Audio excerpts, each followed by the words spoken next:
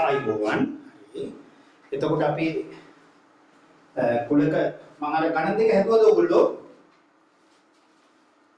ගණන් දෙකක් දුන්න හැදුවද? හැදුවා නේද මේ දෙක? මේ දෙක ආය හදන්න ඕනේ නැද්ද? ඈ? බලන්න අපි ගණන් දෙකක් මම දුන්නා. මේ දෙක හදන්න නැති නේද ඔයගොල්ලෝ?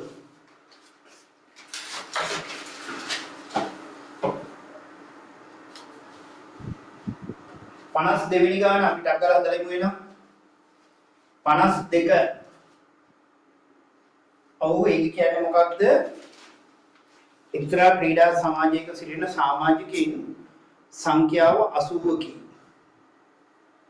ඔවුන් ක්‍රිකට් රගර් හා පාපන්දු ක්‍රීඩා කරති. රගර් ක්‍රීඩා කරන සියලු දෙනා ක්‍රිකට් ක්‍රීඩා කිරීමටද සහභාගී විය. එම තොරතුරු පහත වෙන් රූපයේ දැක්වේ. තොරේ වෙන් රූපේ පොඩි වැරද්දක් තිබ්බා මම ඒක ඔයගොල්ලන්ට කිව්වා ලියා ගන්න කියලා. ඒ ටික හදා ගන්න ඇති. දැන් මම අර රූප මේ කුලක තුනක් ඡේදනය වන විශේෂ අවස්ථා කිව්වනේ. ඒ අවස්ථාවලින් තියෙන්නේ. දැන් මෙයා ක්‍රිකට් ක්‍රීඩා කරන අය මේගොල්ලෝ රගර් මේගොල්ලෝ ෆුට්බෝල්. රගර් ක්‍රීඩා කරන සියලු දෙනාම ක්‍රිකට් ගහන අය. තොර මෙතන 12යි, මෙතන 25යි, මෙතන 10යි, මෙතන 8යි, මෙයාගේ 30ක් තියෙනවා. අන්න ඔය ටික තමයි කිව්වේ. හරි. දැන් ගාන හදපු නැති අය හදන්න අඳගන්න වෙන රූප සටහන. වෙන රූප සටහන නේද?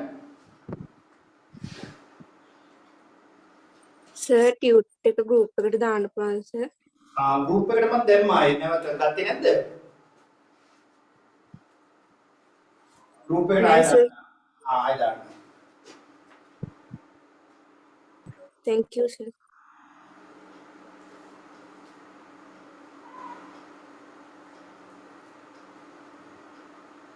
ගෲප් එකේ නැති අය මට මැසේජ් එකක් දාන්නකෝ WhatsApp. එතකොට මම දාන්නම් ඒ වෙනම මේ නම්බර එකට දාන්න 073යි 806යි 246යි මේ නම්බර එකට දැන් මේ ගෲප් මේ ටියුට් එක නැති අය දාන්න මම ඒක දාන්න දැන්. එතකොට ලේසි. හරි. ක්‍රිකට් ක්‍රීඩා කරන මුළු සංඛ්‍යාව අහන්න. දැන් එහෙමනම් ඒකේ ඉතුරු ටික පුරවන්න. දැන් හිතන්නකො මේ මෙන්න මේ කියන රවුමේ ඉන්නේ 25 දෙනෙක්. මෙතන 10ක් ඉන්නවා නම් මෙයා 15යි. ඒක දාගන්න. 15යි. 15යි ඈ. ඊළඟට මෙතන 12යි මෙතන 8යි ඒ ටිකත් හරි. දැන් අහනවා ක්‍රිකට් ක්‍රීඩා කරන මුළු පිරිස. පළවෙනි එක ක්‍රිකට් ක්‍රීඩා කරන මුළු පිරිස කීයක්ද? මේ තියෙන්නේ ක්‍රිකට් ක්‍රීඩා කරන අය කොහොමද? කීයක් ඉන්නවද? මෙතන 12යි, මෙතන 10යි, මෙතන 5යි, මෙතන 8යි. ඔක්කොම හරිනේ. 12යි, 10යි, 15යි, 8යි. එකතු කරන්න බලන්න. 22යි, 37යි, 45ක් ඉන්නවා. ක්‍රිකට් ක්‍රීඩා කරන මුළු පිරිස 45යි. ඒ කියන්නේ මේකේ 45ක් ඉන්නවා කියන එක නේ ඔය.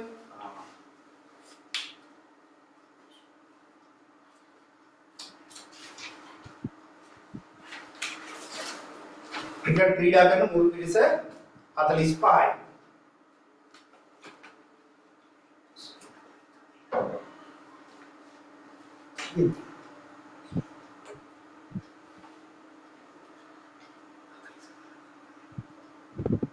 හරි.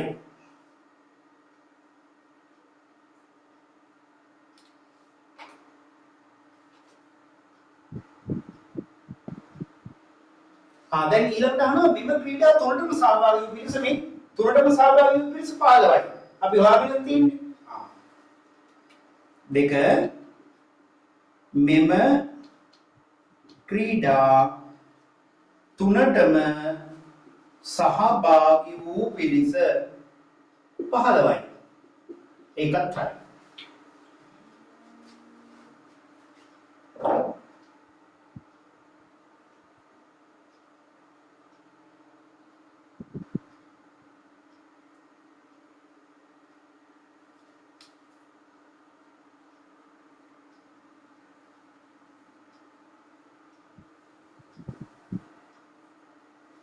ඊළඟට බලන්න ඊළඟට අහනවා ක්‍රිකට් සහ පාපන්දු පමණක් ක්‍රීඩා කරන සංඛ්‍යාව. ක්‍රිකට් සහ පාපන්දු පමණක් බලන්න. ක්‍රිකට් සහ පාපන්දු පමණක්. දැන් ඔන්න බලන්න මේ තමයි ක්‍රිකට්. මේ තමයි පාපන්දු. දැන් ක්‍රිකට් සහ පාපන්දු පමණක් තියන අය. දැන් මේ 15 කියන්නේ මේ තුනටමයි තියෙන්නේ. ඒතකොට ක්‍රිකට් වලටයි පාපන්දු වලටයි විතරයි ආйти. කී දෙනාද ඉන්නේ බලන්න. කී දෙනාද ඉන්නේ බලන්න මේකේ. හරියට කියන්න මට. ක්‍රිකට් සහ පාපන්දු වලට පමණක් කී දෙනෙක් ඉන්නවද? කො කී දෙනෙක්ද? මේ 8 දෙනා. දැක්කද? මේ තියෙන ක්‍රිකට් රවුම මේ තියෙන පාපන්දු රවුම. මේ මෙතනilla මේ ටික ඉන්නව නේද? ක්‍රිකට් සහ පාපන්දු පමණයි. තුන්වෙනි එක. ක්‍රිකට් සහ පාපන්දු පමණක් සහභාගී වූ අය 8යි.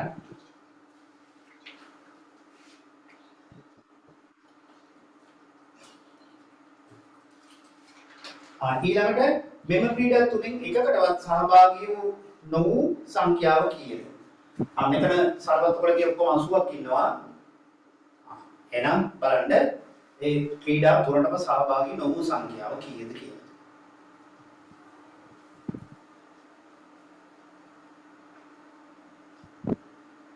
කොහොමද ඒක ගන්නෙ?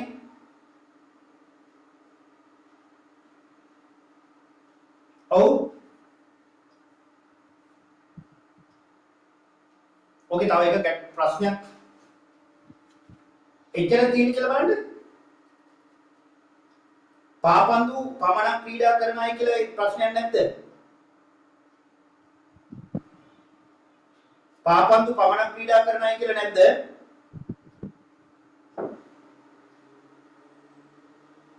හරි. ඒක වැදිලා නැහැ නේ. කමන්නේ. එහෙනම් මේ ක්‍රීඩා තුනෙන් එකකටවත් සහභාගී නොවූ අය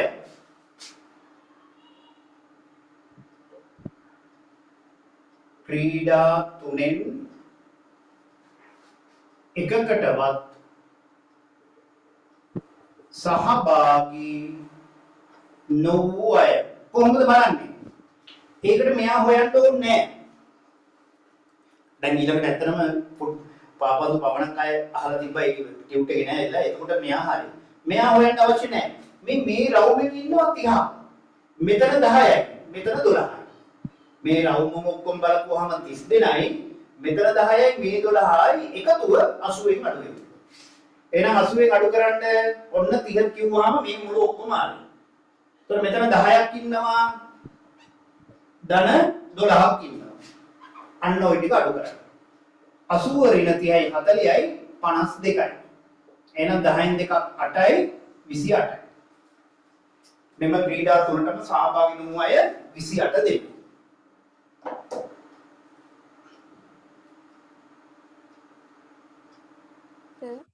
ඔව්. සර් මම මෙසේජ් එකක් දැම්මා සර් මේ මියුට් එක දාන්න ඔයා දැම්මද මෙසේජ් එකක්? හරි මම දාන්නම්.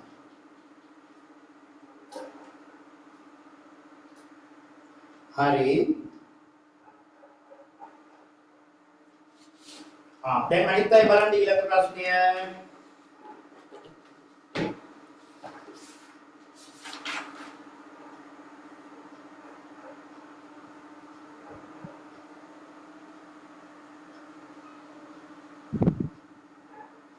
දැන් අර කුලක සහ සම්භාවිතාවේ මම කුලක තුනක් ඡේදන වල විශේෂ අවස්ථාවලට ඔන්න තව ගන්න.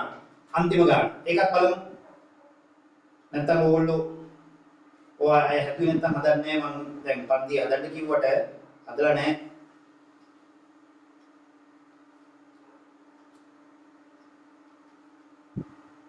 ටියුට් එකයි අවශ්‍ය ඉච්චරයිද?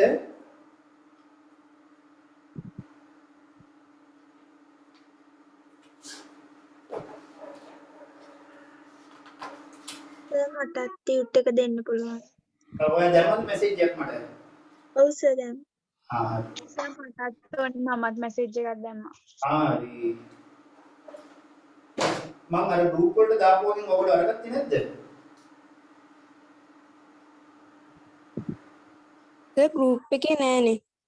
දාලා තියෙන්නේ මම මුලින්ම දැම්මේ. ඒ කියන්නේ මුලින්ම දැම්මේ දැන් සති දෙක තුනකට කලින්. ඔන්න මම දැම්මා දැන් ඉල්ලපු අයට දැම්මා.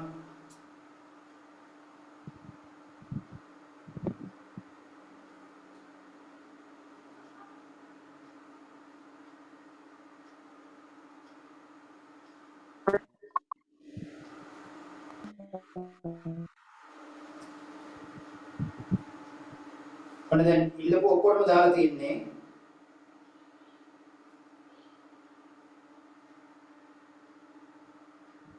හරි නේද?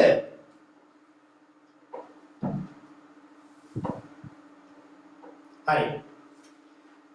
දැන් එහෙනම් ඔයගොල්ලෝ දැන් අර මම ඔන්න අනිත් ප්‍රශ්නේ බලමු. අන්තිම ප්‍රශ්නේ ඒකත් අර මම ගුලක තුනක් සම්බන්ධ වෙන ගැටළු වල කියලා දීපු තව ක්‍රමයක්. බලන්න හොඳට බලන්න දැන්.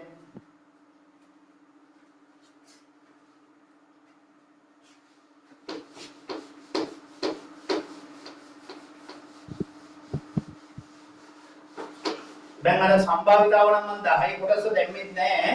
මම ඒක කියලා දෙන්න කියලා බැලුවේ. මොකද ඒවා නම් අමතක වෙලා නැති. කුලක නම් මම දැම්මා.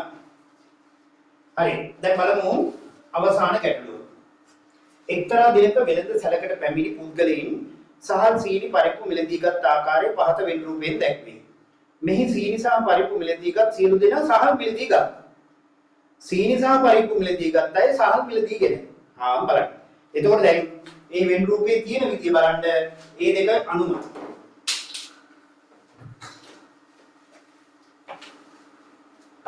අඳගන්න වෙන රූපය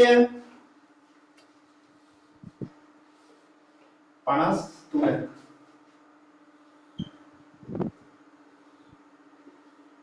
දැන් මෙන්න මේ සම්පූර්ණ එක මේක. ඒක ඇතුලේ තමයි අනිත් කුලක දෙක තියෙන්නේ. ආ දැක්කද? මම ඔය වගේ කුලකයක් කිව්වා නේද? මෙන්න මේ සහල් මිලදී ගත්ත අය හැමදෙනාම සීනි පරිප්පුයි මිලදීගෙන. අන්න ඒකයි එහෙම උනේ. මේ තමයි සහල් කියන කුලකයට අයිති ටික. මේ පරිප්පු සහ සීනි මිලගත් සියලු දෙනාම සහල් අරන් තියෙනවා. එහෙනම් සහල් කියන රවුම මේ දෙන්නම ඉන්නවා. ආම ඔය එක. මෙතන 25 දෙනෙක් ඉන්නවා. මෙතන 12ක් ඉන්නවා.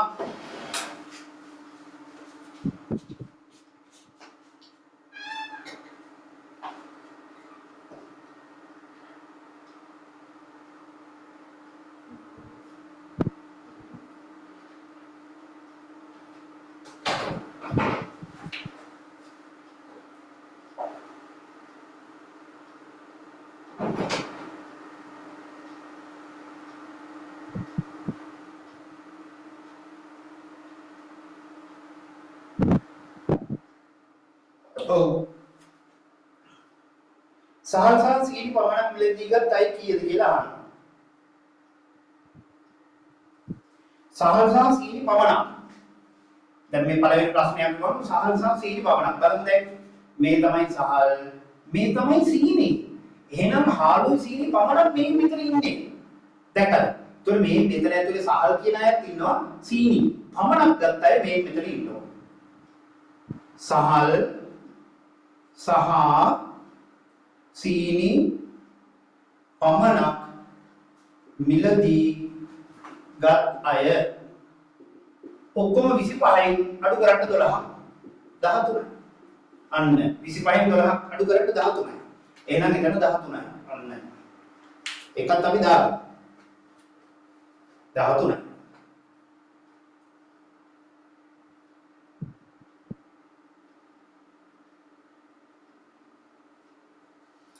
ඊළඟට මම ඉතින් අර හදනකොට මේක හදාගන්නත් කිව්වා පරිප්පු මිලදී ගත්ත අය 22ක් නම් පරිප්පු සහ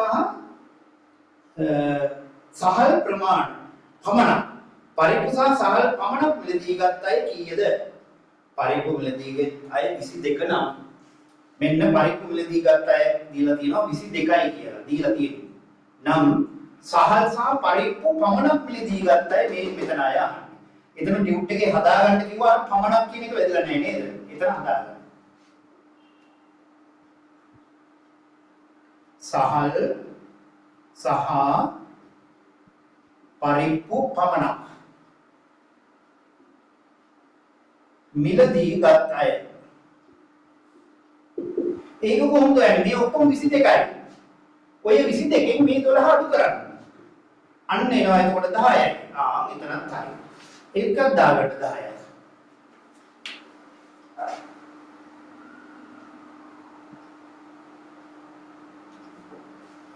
හරි.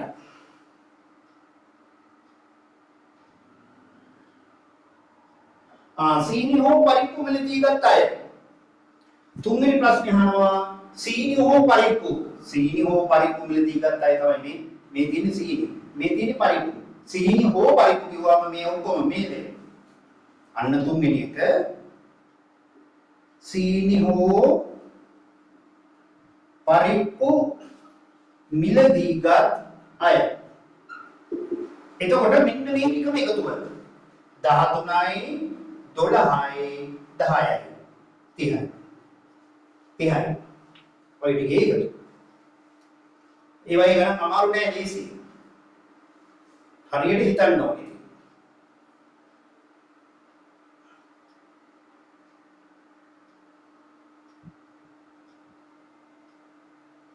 අවසානික තව තියෙනව නේද?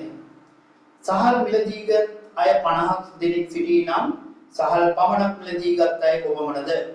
සහල් මිලදී ගත් අය 50ක් නම් සහල් පමණක් මිලදී ගත් අය අන්න බලන්න. දැන් මේ තමයි සීනි පරිප්පුයි ගත් අය. මේ ඉන්න සහල් ගත් අය, සහල් පමණක් ගත් අය මේ ටික. එහෙනම් සහල් පමණක් ගත් අය බලන්න අපි මොකද්ද කරන්න කියන්නේ මට? සහල් පමණක් ගත්තා කියන්නේ මේ ටික. කොහොමද හොයන්නේ කියන්නේ? කාගේ කවුරු අඩු කරන්න ඕනේ? කියන්න බලන්න. කියන්න බලන්න. සහල් මිලදී ගත්තා 50ක් නම් සහල් පමණක් මිලදී ගත්තා කොහොමද හොයන්නේ? සහල් මිලදී ගත්තා එකකින් සීනි හෝ පරිප්පු මිලදී ගත්තා අඩු කරන්න. මේ ටික කීයද? 30.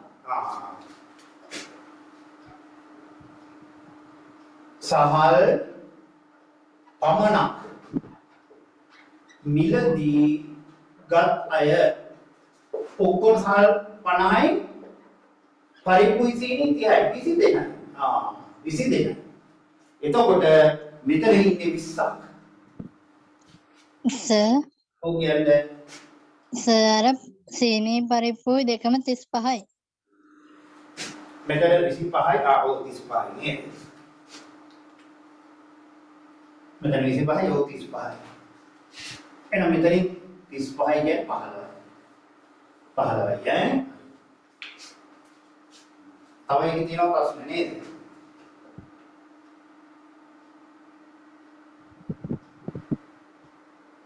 සීනි හෝ පරිප්පු මිලදී ගත්ත අය මෙහි අඳුරු කර දක්වන්න.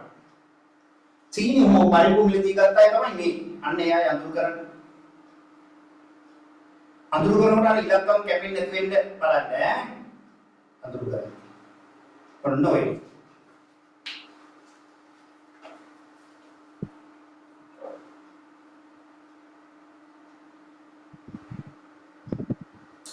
अंतिम एक है මෙම වෙළඳ සැලට පැමිණි සංඛ්‍යාව 60 නම් වෙනත් ද්‍රව්‍ය මිලදී ගත් අය කී දෙනෙක්ද? අන්න මේ වෙළඳ සැලට පැමිණි අය 60යිලු. මෙන්න මෙතන අපි 60ක් දාගමු. එහෙමනම් 60 දෙනයි නම් වෙනත් අය මිලදී ගත් අය තමයි මේ අය. එහෙනම් මේ සීනි පරිප්පුයි මිලදී ගත් ඔක්කොම සහලුත් තරම් නම් මේ වෙළඳ සැලට පැමිණි අය සහල් මිලදී ගත් අය තමයි මේ වෙළඳ සැලට පැමිණලා තියෙන්නේ. ඇයි? සහල් මිලදී ගත් අය මේ දෙකම මිලදී අරගෙන තියෙනවා. එහෙනම් මේ වෙළඳ සැලට පැමිණි පිරිසත් සහල් මිලදී ගත් අය. එහෙනම් වෙළඳ සැලට මේ පැමිණ වෙනත් ද්‍රව්‍ය මිලදී ගත් අය කවුද? වෙනත් ද්‍රව්‍ය මිලදී ගත් අය කවුද? මේ සහල් මිලදී ගත් අය මේ දෙකක් මිලදී අරගෙන එහෙනම් මේ 60 දෙනෙක් ඉන්නවා වෙනත් දේවල් මිලදී ගත් අය තමයි මේ ඉන්නේ. වෙනත් දේවල් මිලදී ගත් අය අහන්නේ 6 වෙනත් ද්‍රව්‍ය මිලදී ගත් අය. එහෙනම් සහල් ගත්ත අය 60යි. එයාගෙන් අඩු මේ මුළු ඔක්කොම 60යි 50ක් අඩු කරන්න 10යි. එහෙනම් වෙනත් ද්‍රව්‍ය මිලදී අරන් තියෙන්නේ 10 දෙනෙක්. වෙනත් ද්‍රව්‍ය මිලදී අරන් තියෙන්නේ 10 දෙනෙක්.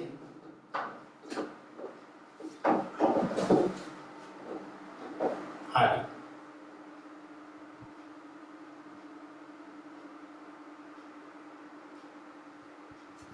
හරි නේද? හැමෝම ඉවරද දැන්? දැන් ඕනෑම කුලක ඔව් සර්. හරි. දැන් එනම් ඕනෑම කුලක ගානක් හදන්න දැන් හැකියාව තියෙන්න ඕනේ.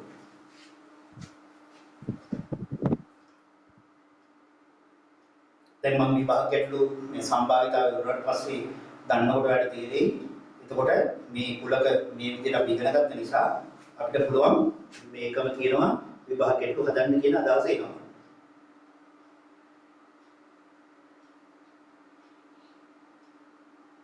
හරි. දැන් එන්න අලුත් මාතෘකාව ලියාගන්න ටියුට් එකේ ඊළඟ කොටසේ තියෙන එක ලියාගන්න සම්භාවිතාව.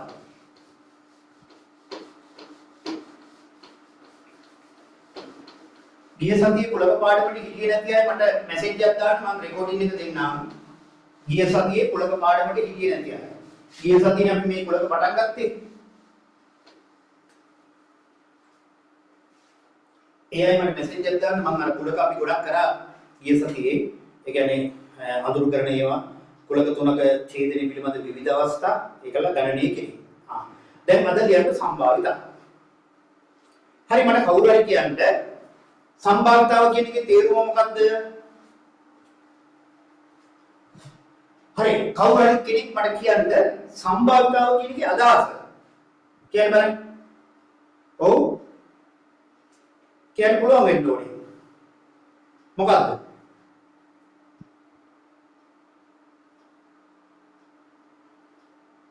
දැන් මම මෙහෙම අහුවා. මේ ලෝකයේ තියෙන හැම දෙයක්ම අනිවාර්යයෙන්ම සිදුවනේවද තියෙන්නේ? කියන්න බලන්න. අනිවාර්යෙන් සිදු අනිවාර්යෙන් සිදුවේවා කියනවාද? හැම එකක්ම මම ගන්නවා. අනිවාර්යෙන් සිදුවේවා තියෙනවා. නමුත් හැම එකක්ම අනිවාර්යෙන් සිදු වෙනවද? නෑ. අනිවාර්යෙන් සිදු නොවනේවත් තියෙනවද?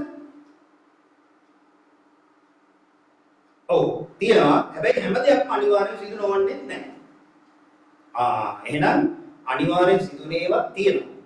අනිවාර්යෙන් සිදු නොවනේවත් තියෙනවා. ඔය දෙක අතර මැද එකක් තියෙනවා. මොකක්ද ඒක? ඒක තමයි ගොඩක්ම සිදු වෙන්නේ. මොකක්ද ඒක? දැන් අද වහිනවා කියන එක අනිවාර්යෙන් වෙනවද? අනිවාර්යෙන් වෙන්නේ නැද්ද?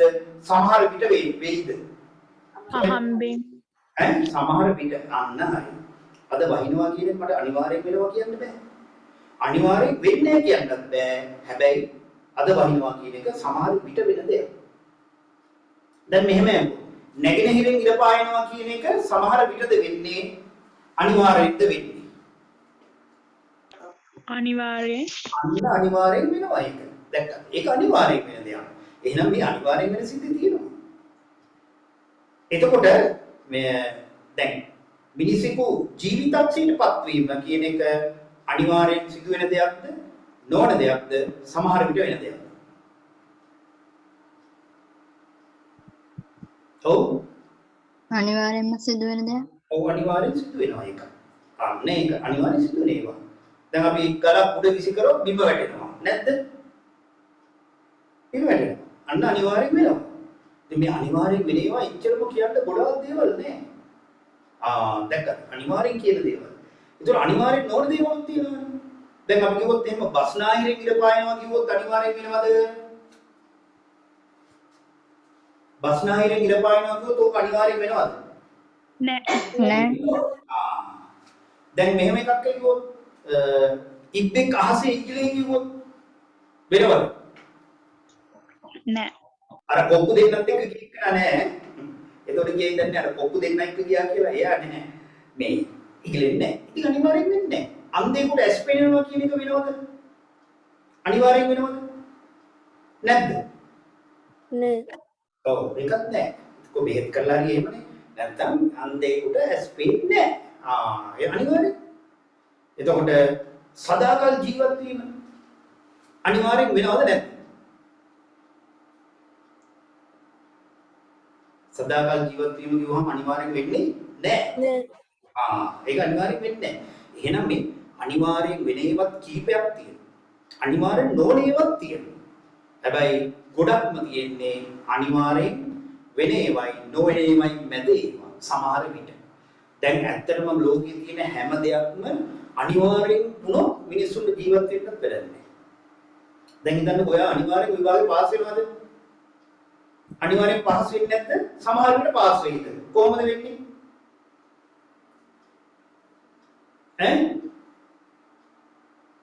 ඔව්. අන්න ඒකත් අපිට කියන්න පුළුවන්නේ අනිවාර්යෙන් වෙන දෙයකටත් බෑ. අනිවාර්යෙන් නොවන දෙයකටත් බෑ. සමහර විට වෙන එකක්. අන්න ඒකේ අගේ වැඩි වෙන්න ඕන. ඒක. එහෙනම් සම්භාවිතාව කියන එකේ අදහස් කියන්නේ මේ ලෝකේ තියෙන අවිනිශ්චිත බව මනින මිනුම. ඒකයි. නිශ්චිත බව නෙමෙයි. නිශ්චිතයි කියවනම් අපිට කිසිම අවුලක් නැහැ. මේ ලෝකයේ සියලු දේම වෙනවා නම් ඉතින් ඕගොල්ලෝ විභාගේ ලියන්න ඕනේ නැහැ. පන්තියෙන් ඕනේ නැහැ. ඉස්කෝලේ යන්න ඕනේ නැහැ. පාඩම් කරන්න ඕනේ නැහැ. අනිවාර්යෙන් විභාගේ පාස් වෙනවා. දැක්කද? එතකොට අනිවාර්යෙන් විභාගේ පාස් වෙන්නේ නැති නිසා පාසල් යන්න ඕනේ. පාඩම් කරන්න ඕනේ. පන්ති යන්න ඕනේ. ඒ වැඩ ටික හරියට කරන්න ඕනේ. මෙන්න බලන්න එන ප්‍රතිඵල. අනවනිශ්චිත සිද්ධියකට ප්‍රතිඵල ගොඩක් තියෙනවා. ඒ ප්‍රතිඵල ඔක්කොම වුණාම තමයි සිද්ධිය වෙන්නේ.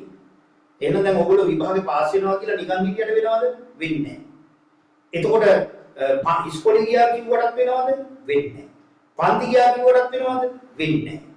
පාඩම් කරා කිව්වටත් වෙනවද? වෙන්නේ නැහැ. එහෙනම් මොනවද වෙන්න ඕන? ඔක්කොම වෙන්න ඕන.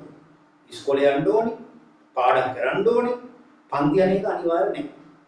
ඒක ළමයාගේ හැටියට වැඩි දැනුමක් අවශ්‍ය නම් එහෙම යනවා. ඊළඟට ඒ වැඩ කටයුතු එහෙම කරන්න. අන්න ඔය ඔක්කොම වුණාම තමයි විභාගේ සමත් වෙන්නේ. දැක්ක. එතකොට මේ ලෝකයේ තියෙන අවිනිශ්චිත බව මනින මිනුමක් තමයි සම්භාවිතාව කියලා කියන්නේ. දැන් කියන්න පුළුවන්ද තව අවුරුද්දකින් ලෝක යුද්ධයක් ඇති වෙයිද නැද්ද කියලා කියන්න පුළුවන්ද අපිට? කියන්න බලන්න මට උත්තරයක්. තව මාස 3-4කින් ලෝක යුද්ධයක් ඇති වෙයිද නැද්ද කියන්න පුළුවන්ද? බලමු මේ සාමාන්‍ය දැනුම තියනවාද කියන්නේ? කියන්න පුළුවන්ද? කියන්න පුළුවන්ද? බෑ. ඔව් මෙහෙම කියන්න බෑ. ඒක අනිවාර්යෙන් කියන්න බෑ. නොවෙනවා කියන්නත් බෑ මේ ලෝකෙ වෙන සිද්ධි දිහා බලපුවා. දැන් රුසියාවයි නේද? රුසියාවයි එතකොට දැන් යන ඒ යුද්ධයක් ඇවිලෙන්න වගේ යනවනේ. එතකොට දැන් අපිට කියන්න පුළුවන් ලෝක යුද්ධයකටත් ඕක ඉන්න පුළුවන්.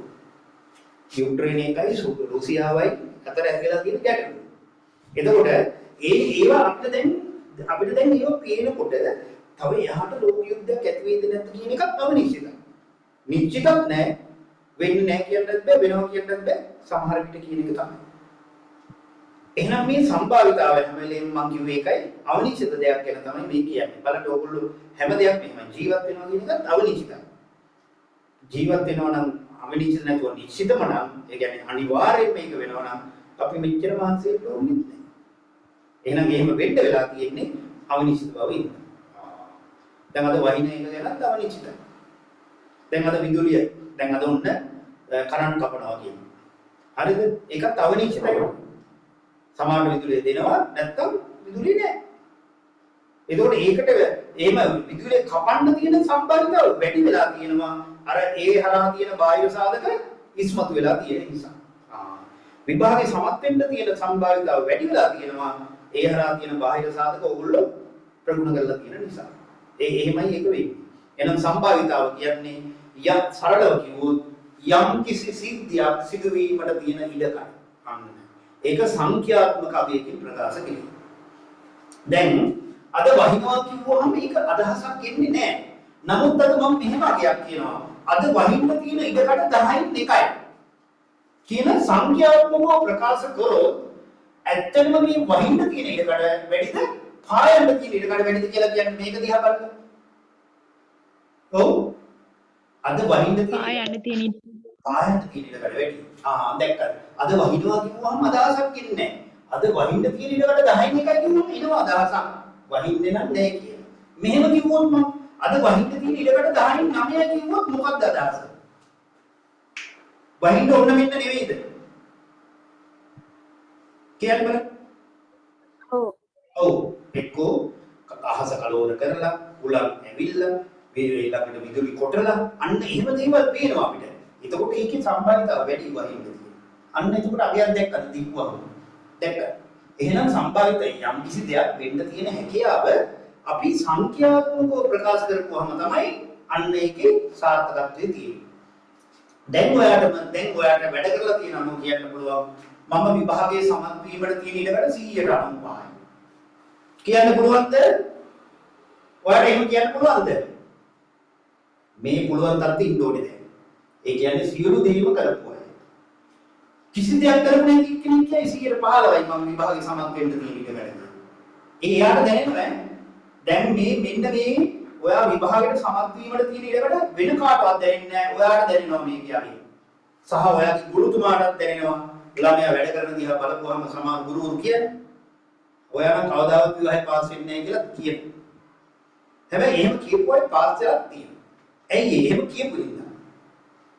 මොකද එයා කරන වැඩ දිහා බලපුවාම ඒ කරන ක්‍රියාත් එක්ක ඔයා විභාගේ නම් කවදාවත් පාස් වෙන්නේ නැහැ කියපු අය බලපුවාම 90%ක්ම හරි. හැබැයි ඉතින් සමහර වෙලාවට 10%ක් සමත් වෙලා තියෙනවා අර කිව්ව කතාව. එතකොට ගුරුවරයෙකුට කියන්න පුළුවන් ළමයින්ගේ හැසිරීම රටාව දිහා බලලා වැඩ කරන හැටි බලලා ඔන්න මේ අගේ දෙන්න පුළුවන්. දෙමව්පියන්ටත් පුළුවන්. ළමයා වැඩ කරන හැටි දිහා බලලා ඉගෙන ගන්න විදිය බලලා විභාගයට ලකුණු ගන්න විදිය බලලා ගෙදර දොරේ කොහොමද පාඩම් කරන්න කියන දේ බලලා දෙමව්පියන්ටත් පුළුවන් මේ ළමයා පාස් වෙනවද නැද්ද කියලා. ඒතකොට ඒ අය ඒක තමයි කියන්නේ හැමලේ පාඩම් කරන්නයි මොනවද වෙනත් කරන්න එපා ටීවී බලන්න දෙන්න. ඒ හැම දෙයක්ම කියන්නේ ආගේ දෙන්නේ. එන්න දෙන්නේ. එතකොට මේ සම්භාවිතාව කියන්නේ එදිනෙදා ජීවිතේ හැමෝම අතින් සිදුවෙන දෙයක්.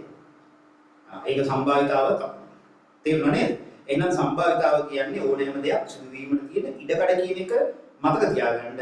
ඒක සාර්ථක වෙන්න නම් ඒකට අගයක් ප්‍රකාශ කරන්න ඕනේ. ලියන්න මෙහෙම. ලියන්න කිසියම් සිද්ධියක් සිදු වීමට ඇති මම ටිකක් විස්තර කරා ඔබට. කිසියම් සිද්ධියක් සිදු වීමට ඇති කිසියම් සිද්ධියක් සිදු වීමට ඇති ඉඩකඩ. කිසියම් සිද්ධියක් සිදු වීමට ඇති ඉඩකඩ හෙවත් හැකියාව. හැකියාව.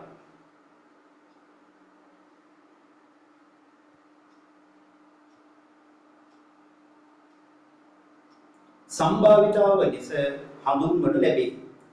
සම්භාවිතාව ලෙස හඳුන්වනු ලැබේ.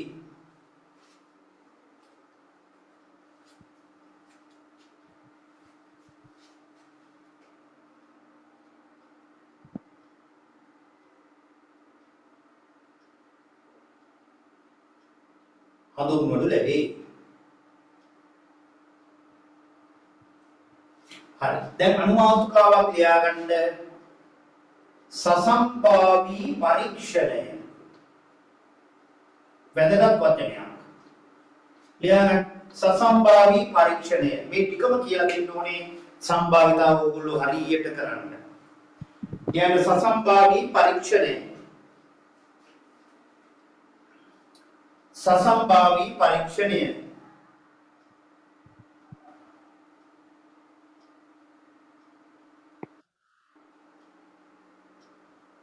හරි.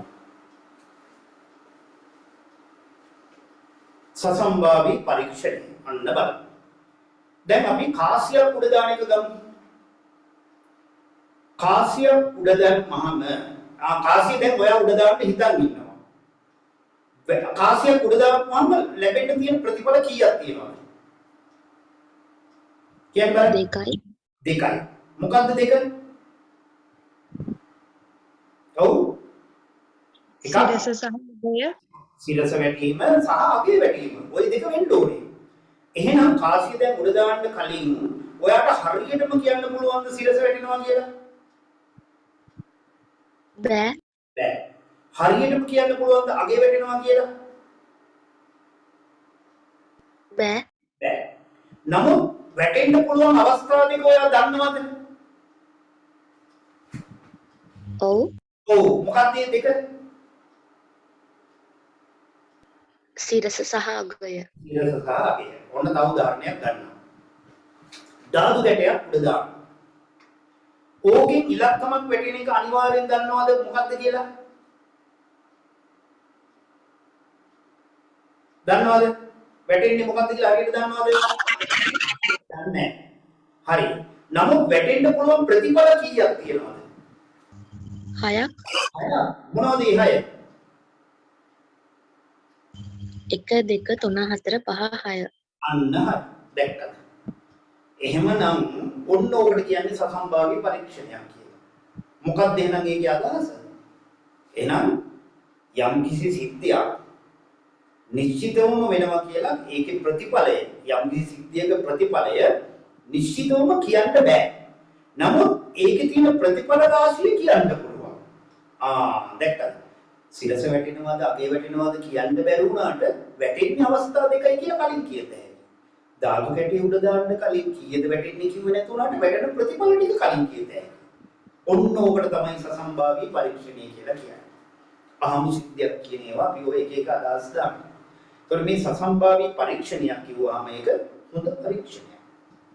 දැන් විභාගෙත් එහෙමනේ. දැන් ඔයා විභාගේ සමත් වෙන එක ගැන හරියටම කියන්න බැරි වුණාට ඒ විභාගයේ සමත් වෙන්න තියෙන ප්‍රතිඵල ටික කලින් කියතේ. ප්‍රතිඵල විෂයන් 8ක් කරනවනේ. ඔය 8න් ඔය විෂයන් කරන 10ක් කරනවා. ඒ 10ම සමත් වෙනවා. එතකොට නැත්තම් අසමත්. එතකොට ඒ ප්‍රතිඵල කලින් දන්නවා. දැන් ගණිතයේ පේපර් එකට ලකුණු 100ක් ගන්න ඕනේ. විභාගෙට තව සති 3යි තියෙන්නේ. ඔයාට ලකුණු 100න් 90ක් එනවා කියලා හරියටම කියන්න බෑ. නමුත් ඔයා වැඩ කරලා තියෙනවා නම් ඒ වැඩ කරලා තියෙන අනුගියත් හැකි 90ක් එනවා. හැම පාඩමක්ම සිද්ධාන්ත කොටස් ටික ඉවර කරනවා. ඒවායේ තිබ්බ අභ්‍යාස ඉවර කරනවා. අච්චුපති ගණන් ටික හදනවා. තවත් වෙනත් පන්තියකට ගිහින් එහි තියෙන සිද්ධාන්තත් ඉවර කරනවා. ඒ දෙන ටියුට් ටිකත් හදනවා. පසුගිය විභාග ප්‍රශ්න පත්‍ර 10කටත් උත්තර ලියලා අනුමාන ප්‍රශ්න පත්‍ර 15කුත් කරනවා. එතකොට මොකද්ද ප්‍රතිඵලය? ලකුණු 90යි තමයි. එහෙනම් අර ඒ ප්‍රතිඵලය අපි දන්නවා. කලින් දන්නවා. හැබැයි වෙන්නේ ප්‍රතිඵල. එහෙනම් මේ හැම එකම කලින් ප්‍රතිඵලය දැනගෙන ආයි අසාර්ථක වෙන්නේ කරන්නේ නැති.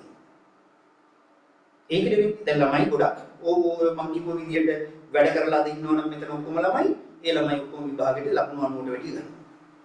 ඔය මං කියව ටික ඔක්කොම කරපුවා. එහෙනම් අපි මේ සම්භාවිතාව උගන්වන්න තිබ්බේ පළවෙනියට නේද? පාඩම. ඔව් ඒක 10ක් කියලා දෙනවනේ. 10 වසරේදී ඔයගොල්ලොන්ට 10 දිත් විතර නෙමෙයි. අපි 8ේදී 9ේදී සම්භාවිතය ඉගෙන ගන්නවා. ඒ ඉගෙන ගත්තට ඌවා ඉගෙන ගන්න නැහැ. ඔය සම්භාවිතාව කියන එකේ වචනේ ලියලා ගණන් හදනවා මිසක් ඒකෙන් අදහස් වෙන්නේ මොනවද කියලා දන්නේ නැහැ. දැන් මම කියලා දුන්නාට පස්සේ තමයි තේරෙන්නේ. ඔන්න සසම්භාවී පරීක්ෂණය කියන එක තමන්ගේ විභාගෙත් සසම්භාවී පරීක්ෂණය. කාසියක් උඩ දාන එක සසම්භාවී පරීක්ෂණය. දැන් මේම අහනවා මම ප්‍රශ්නයක් වුණා මේ සාමාන්‍යයෙන් හොඳ අවබෝධයක් තියෙන කෙනෙකුට කියතයි. පැයක් තුල අපි හිතමු 10 ඉඳලා 11 දක්වා පැයක් තුල සුපිරි වෙළඳ සැලකට එන පාරිභෝගිකයන් ගණන සසම්භාවී පරීක්ෂණයක්ද නැද්ද? පැයක් තුල වෙළඳ සැලකට සුපිරි ඕනේ නැහැ. පැයක් තුල වෙළඳ සැලකට එන පාරිභෝගිකයන් ගණන සසම්භාවී පරීක්ෂණයක්ද නැද්ද? සසම්භාවී පරීක්ෂණය. ඔව්. ඇයි සසම්භාවී පරීක්ෂණය කියන්නේ? කොච්චරක් ඒද කියලා කලින් කියන්න බෑ. ඒකත් සසම්භාවී පරීක්ෂණයක්. ඒක බලන්නකො මේ එදිනදා ජීවිතේවත් එතෙක් දෙනවා. ළමයි උදාහරණ ගන්න නැති නිසා ඒක දන්නේ නැහැ. එහෙනම් අද 10 ඉඳලා 11 දක්වා පැය තුල අපි 11 වෙනකොට අන්න 25ක් ආවා. එතකල් දන්නේ 25ක් ආවා කියලා 25ක් ආවා. නමුත් අද සඳුදා දවසක්.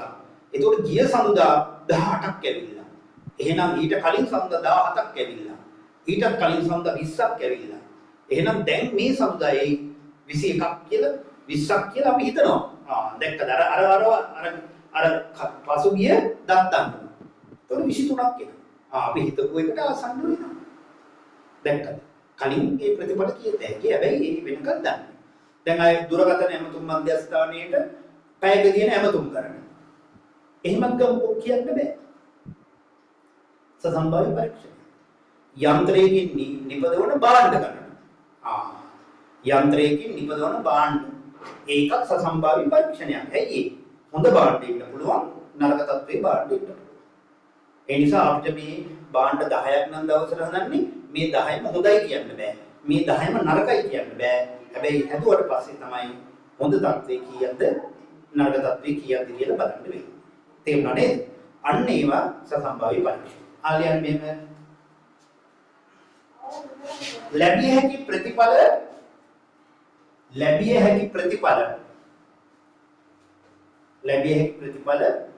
නිශ්චිතවම ප්‍රකාශ කළ නොහැකි වූද ලැබිය හැකි ප්‍රතිඵල නිශ්චිතවම ප්‍රකාශ කළ නොහැකි වූද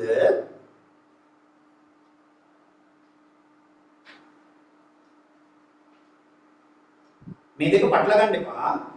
ලැබිය හැකි ප්‍රතිඵල නිශ්චිතවම ප්‍රකාශ කළ නොහැකි වූද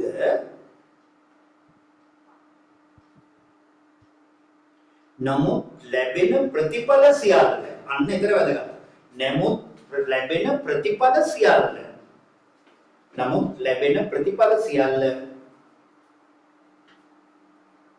කලින් ප්‍රකාශ කළ හැකි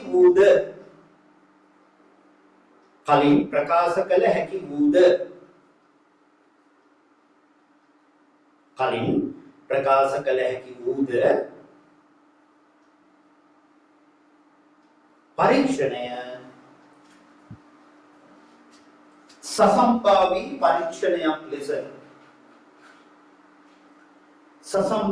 පරීක්ෂණයක් ලෙස හැඳින්වේ.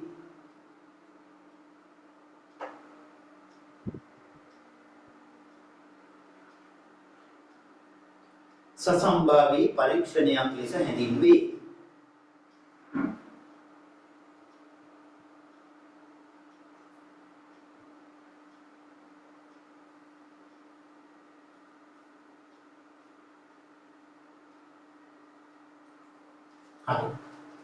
දැන් තව එකක් මම අහන්නකෝ. මේ ක්‍රිකට් ටීම් එකට කී දෙනෙක් සෙල්ලම් කරනවද? බලමු. ක්‍රිකට් ටීම් එකට කී දෙනෙක් සෙල්ලම් කරනවද? කීයද? 11.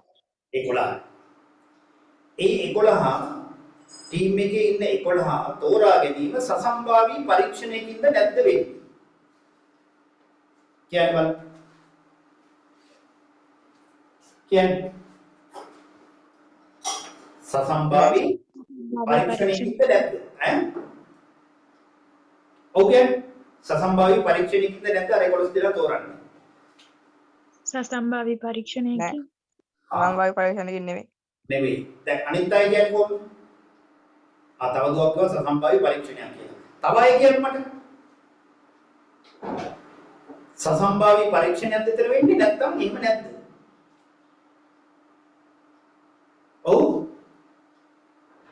ඔව්. තව කියන්නකෝ. තව ඉන්නවනේ. දැන් ඔයගොල්ලෝ මේ තේරෙනවද කියලා බලන්න මම මේක. ඔව් කියන්නේ. හරි. ඒක වෙන්නේ සසම්භාවී පරීක්ෂණය. එහෙනම් අපි කියන්නේ බෑ අනිවාර්යෙන්ම අර 11 දෙලා ගන්නවා කියලා. කියන්න බෑ. නේ? දැන් ඔය එට මැච් එකට ගහන 11 දෙනා දන්නේ නැහැ 18 දෙනෙක් ගිහින් ඉන්නවා. එට මැච් එක ගහන 11 දෙනා අපි දන්නවද දැන්? දන්නේ නැහැ. ඇයි 18ක් ඉන්නවා එතන? ඒ 18 දෙනාගෙන් තෝරන්නේ. සසම්භාවී පරීක්ෂණයකින් දක්ෂතාවය අනුව. එතෙන්ට තව දේවල් එනවා. ග්‍රවුන්ඩ් එක අනුව තෝරන්න වෙනවා. දක්ෂතාවය ග්‍රවුන්ඩ් එක අනුව ඊළඟට සෙනග අනුව එහෙමත් වෙනවා. සමහර අය සෙනග වැඩියෙන් ඉන්නකොට කෑ ගහද්දි ගහන්න බැරි අය ඉන්නවා දක්ෂ වුණා. එහෙම අයත් ඉන්නවනේ. ඉතින් බලන්න ඔය එක එහෙම තෝරන්න යනකොට ඒවත් බලනවා. කාලගුණ තත්ත්වේ. ඒවත් සලකා බලන්න වෙනවා. ඊළඟ පිච් එක පරීක්ෂා කරනවා. මේක කාටද ඉස්සෙල්ලාම බැට් කරනවද නැද්ද කියලා බලන්නත් ඒකත් බලන්නේ. ඉතින් ඒවට පසුගිය තරඟ 25ක් අරගෙන බලන්නේ කට්ටිය. තරඟෙට ගිහින් නෙවෙයි ඒක බලන්නේ. ඊට කලින් ලංකාවේ ඉඳලාමයි බලන්නේ ඒවා. අර ග්‍රවුන්ඩ් එකේ මැච් එක තියෙන්නේ. ඒකේ මැච් කීයක් ගහලා තියෙනවද? 50ක් ගහලා තියෙනවා. ඒකින් කම ඉන්දියාව කීයක් දීලා තියෙනවද 30ක් දීලා තියෙනවා අනිත් 20 වෙනත් රටවල් දීලා තියෙන්නේ එහෙනම් මේ රවුන්ඩ් එකේ වැඩි සම්භාවිතාවක් තියෙන ඉන්දියාව දිනන්න ඉතින් ඔන්න ඔය තියෙන්නේ ඉතින් ඔන්න ඔය වගේ ගොඩක් දේ සම්බන්ධයි ඒතකොට දැන් මේ වගේම තමයි ටීම් එකට 11 දෙනා තෝරන්නේ ඈ ලංකාවේ කී දෙනෙක් ඉන්නවද ටිකට් ගන්න නේද අපි හිතමු 5000යි කියලා ඉතින් ওই 5000 ඉන්නේ 11 දෙනා තෝරන්නේ ලංකාවේ ඉන්නේ 5000 නෙවෙයිනේ ඒතකොට ඒ 11 දෙනා තෝරන්නත් මොකද කරන්නේ ඈ මේ නගර වල ඈ බෙදිලා ක්‍රිකට් ගහනවා ක්ලබ්ස් වලට වෙන් කරලා ක්‍රිකට් ගහලා පළාත් වලට වෙන් කරලා ක්‍රිකට් ගහලා ඒ වගේ කීප දෙනා තෝරලා ඈ අරක 1000ක් මවටපත් කරලා 1000න් 500ක් තෝරලා 500න් 100ක් තෝරලා 100න් 50ක් තෝරලා 50න් 25ක් තෝරලා 25න් 18 දෙනෙක් තමයි යන්නේ අන්න බලන්න ඒක කරන්න එක දවසෙන් බෑ එක දවසෙන් බෑනේ ඔන්න ඔය ක්‍රියාවලිය සිදු වෙනකොට සසම්භාවී පරීක්ෂණයක් තමයි වෙන්නේ ඒකෝර ටීම් එකේ හොඳම 11 දෙනා ටීම් එකට එහෙනම් මේ සසම්භාවීව කරන දේවල් වල ප්‍රතිඵල සාර්ථක වෙනවා. ඒ වගේ අර අවිනිශ්චිත බවක් තියෙනවනේ මේක වෙනවද නැද්ද කියලා. නමුත් ප්‍රතිඵල අපි කලින් දන්න නිසා හොඳ ටීම් එකක් තෝරලා යවන්න. හැබැයි එහෙම වෙනවද කියන එකයි ප්‍රශ්නේ. එහෙම ඔය විදිහට කරනවා නම් හොඳම ටීම් එක තෝරලා යවන්න ඕනේ. ඒ වගේ එක එක ඇඟිලි ගහින් වුණාම එහෙම වෙන්නේ නැහැ. හරිද? ආලේ උදාහරණයක් කියන්නකෝ මේකේ උදාහරණයක කාසියක් උඩ දෙමි. සසම්භාවී පරීක්ෂණේ එකක් කියන්න කාසියක් උඩ දෙමි. තව එකක් අපි දෙක එකේ සිට 6 දක්වා අංක කර ඇති ධාතු කැටයක් උඩ දෙමි. සසම්භාවී පරීක්ෂණ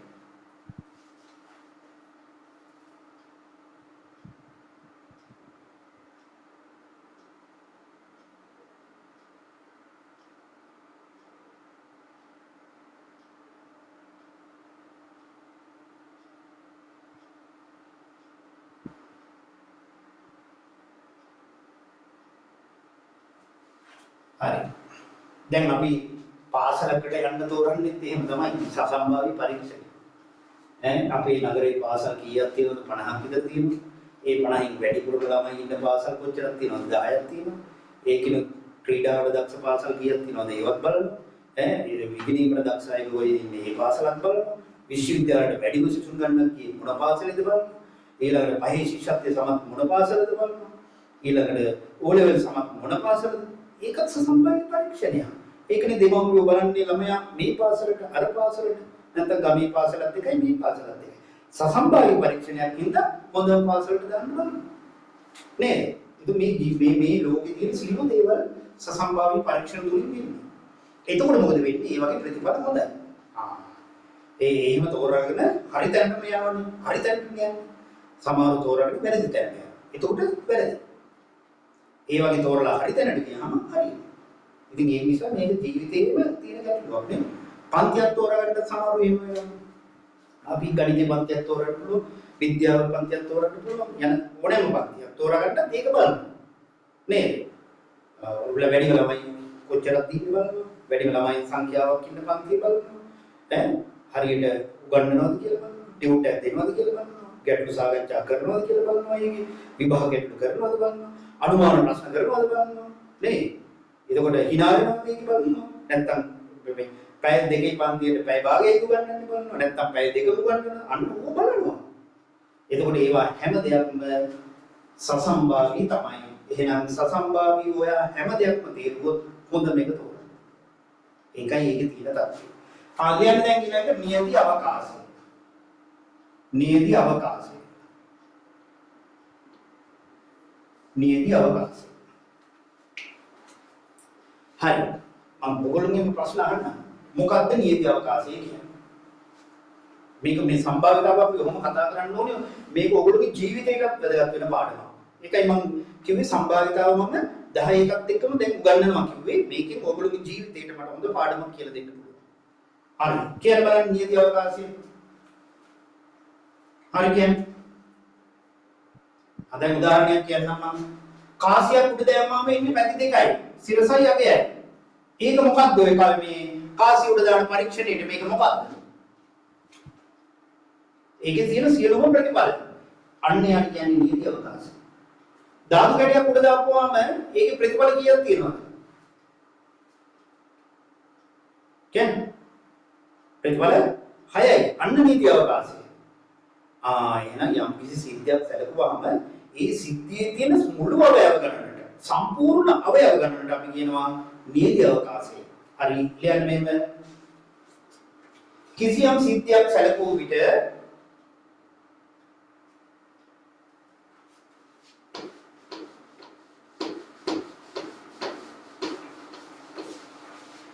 එහි අඩංගු සියලුම ප්‍රතිඵල ගණන. එහි අඩංගු සියලුම ප්‍රතිඵල ගණන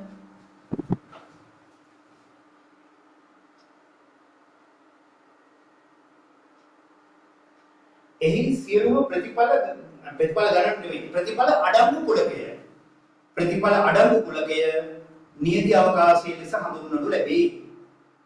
නියති අවකාශය ලෙස හඳුන්වනු ලැබේ. සර් ආපහු ඒක කියන්නකෝ. යම් කිසියම් සිද්ධියක් සැලකුව විට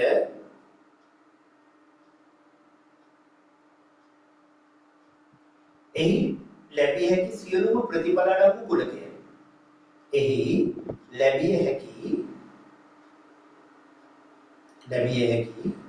සියලුම ප්‍රතිඵල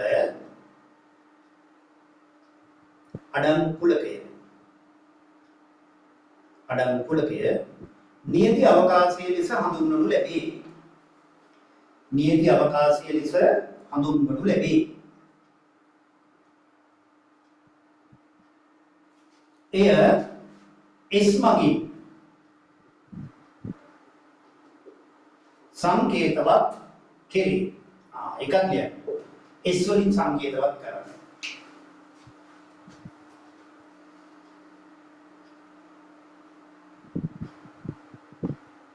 හරි උදාහරණ ලියන්න. යන උදාහරණ 1. කාසියක් උඩ දැමූ විට එහි නියති අවකාශය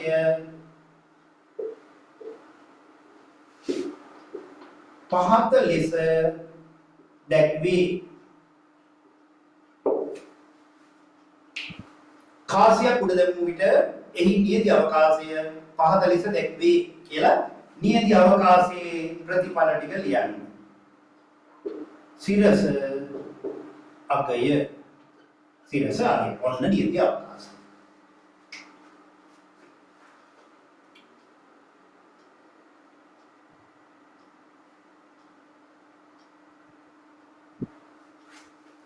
ඊළඟට තව උදාහරණයක්.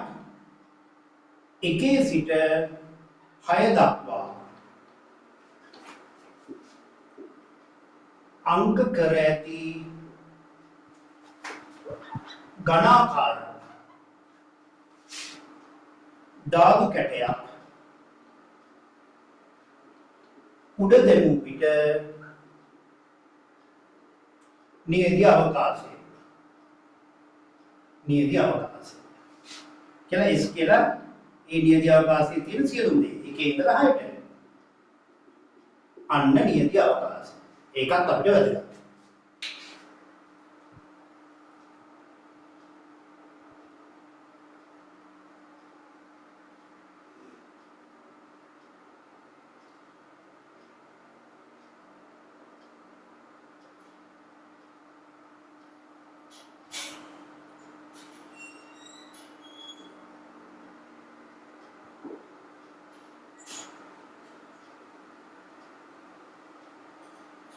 හරි. දැන් ඊළඟ ලියන්න සිද්ධිය.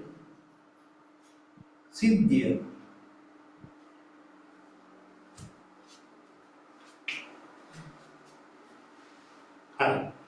දැන් සිද්ධියක් කියන්නේ දැන් මෙහෙම හිතන්න. මම මේ කාසියක් උඩ දානකොට ලැබෙන නියති අවකාශයේ සිරස අගය කියලා ගත්තා. මේකේ තියෙනවා සිද්ධි දෙකක්. එකක් සිරස වැටීම අනිත් එක අගය වැටීම. එහෙනම් මේකෙන් සිද්ධියක් කියන එක සිරස කියන එක ගත්තා. සිද්ධිය. මෙන්න මේ ධාතු කැටයක් උඩ දානකොට ඉලක්කී සංඛ්‍යාවක් ලැබීම කියලා ගත්තොත් ඒකින් එන්න ඕනේ 2 4 6 සිද්ධියක්. ඒකත් සිද්ධියක්. සිරස වැඩිවීමක් සිද්ධියක්. 2 4 6 වැඩිවීමක් සිද්ධියක්. 3 වැඩිවීමක් සිද්ධියක්. 5 වැඩිවීමක් සිද්ධියක්. එහෙනම් නියති අවකාශයේ උපකුලකයකට අපි කියනවා මොකක් කියලාද? සිද්ධියක් කියලා කියනවා. නියති අවකාශයේ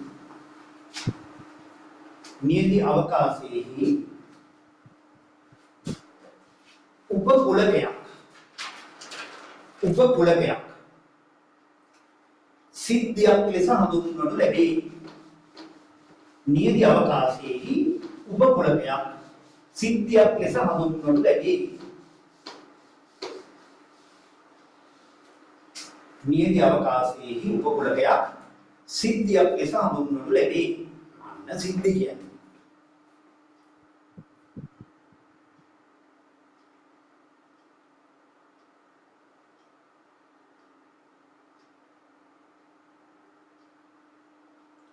දැන් මම මෙහෙම අහන්නම්.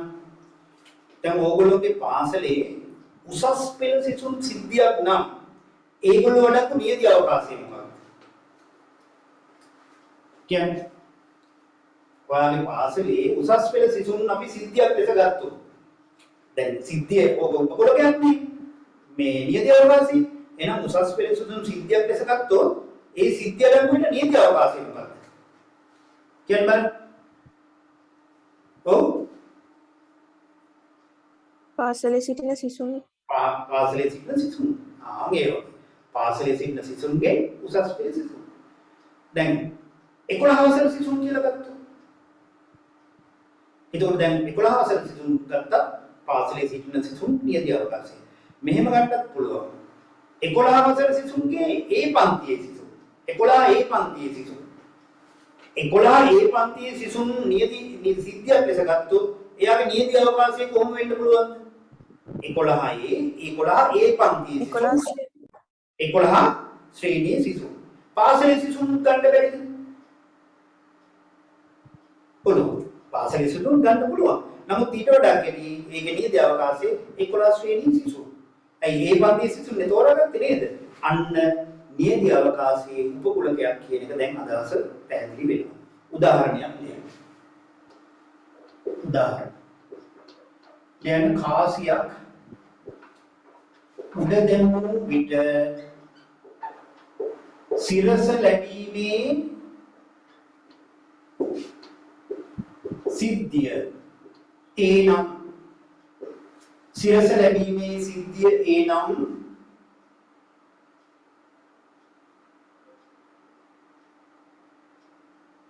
ලියන්න සිරස ලැබීමේ සිද්ධිය එනම් කියලා ලියලා එහෙනම් නියති අවකාශයේ අවයව කොහොම ලියන්න? සිරස අභේ. අපි ඒ කියන සිද්ධියට ගත්තේ සිරස නම් සිරස විතරක් ලියන්න. අන්න සිද්ධිය. දැක්කද? මේ තමයි සිද්ධිය. මෙන්න නියති අවකාශයේ ඒකේ උපකුලකයක්.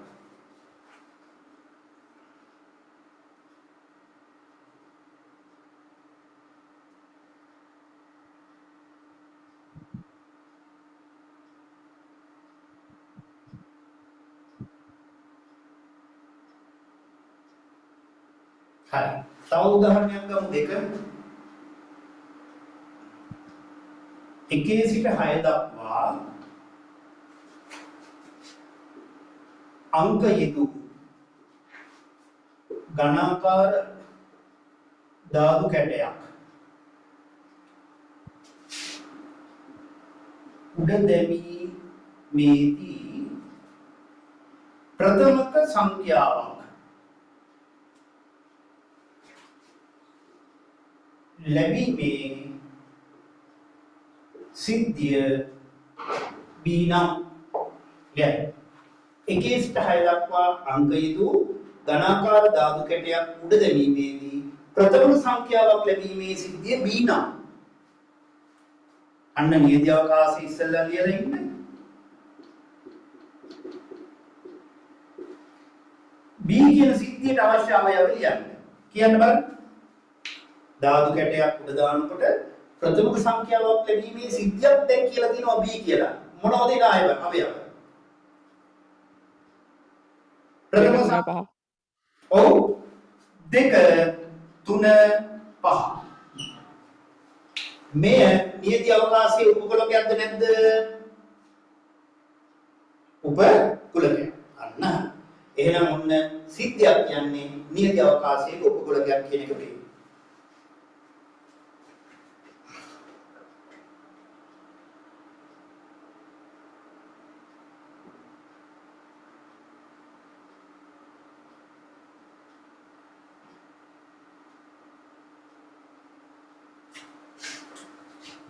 හරි.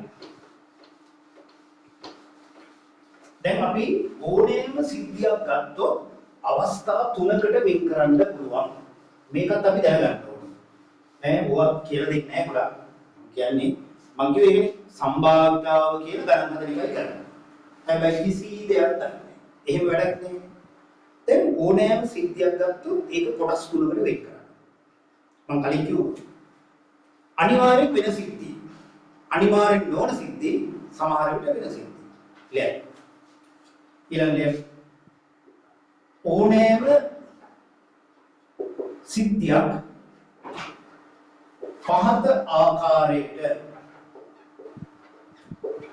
වෙන් කළ හැකිය. අපි මෙයා ලියනවා. වෙන් කළ හැකිය. ඕනෑම සිද්ධියක් පහත ආකාරයට වෙන් කළ හැකිය.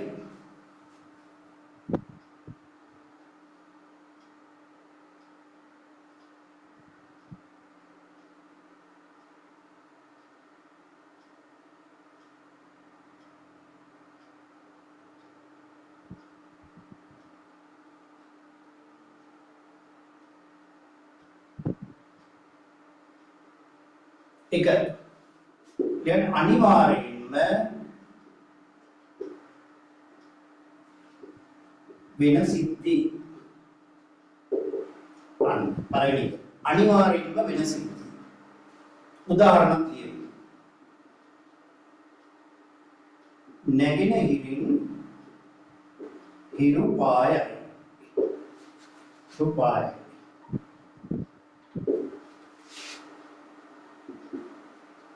මේක ලියන්නකෝ ගලක් උඩ විසිකල විට බිමට වැටීම තව එකක්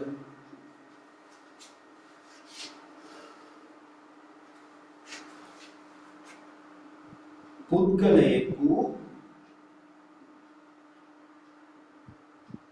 ජීවිතක්ෂයට පත් ඒකත් අනිවාර්යයි.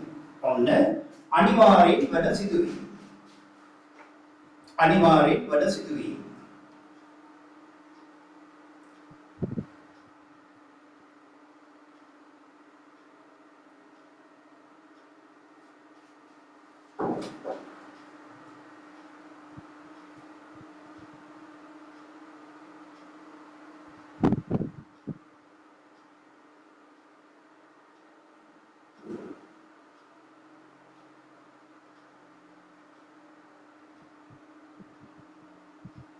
දෙවෙනි එක කියන්නේ අනිවාර්යෙන් නොවන සිදුවීම. අනිවාර්යෙන්ම නොවන සිදුවීම.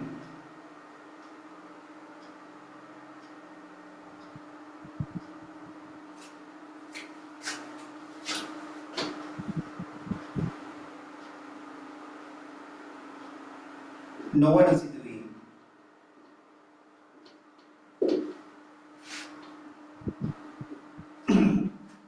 ඒකට උදාහරණ කියන්න. බස්නාහිරින්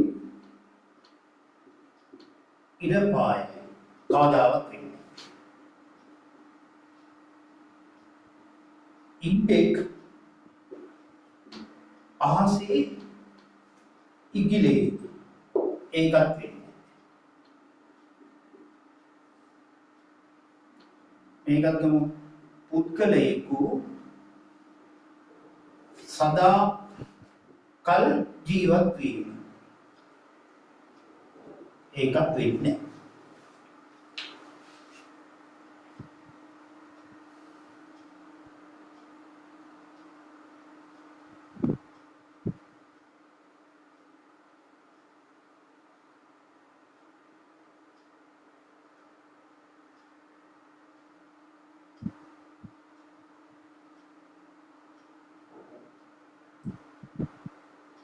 දැන් එන තුන්වෙනි එක අපි ගමු. සමහර විට සිදුවන සිදුවීම්. සමහර විට සිදුවන සිදුවීම්. අන්න ඒවට තමයි අහඹු සිදුවීම්. අහඹු සිදුවීම්. සමහර විට සිදුවන සිදුවීම් ඒවට කියන්නේ අහඹු සිදුවීම්.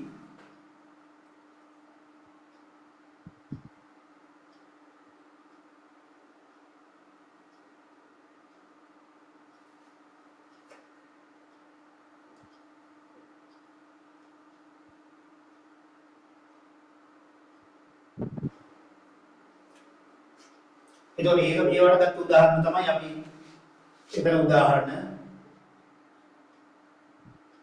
කාසියක් උඩ දැමීම ධාතු කැටයක් උඩ දැමීම ඒකනේ අද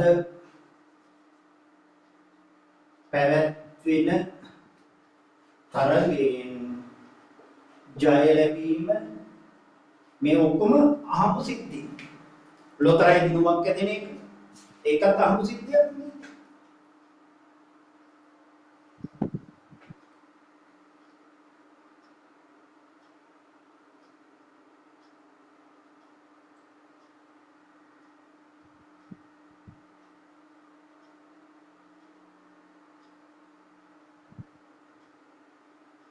හරි.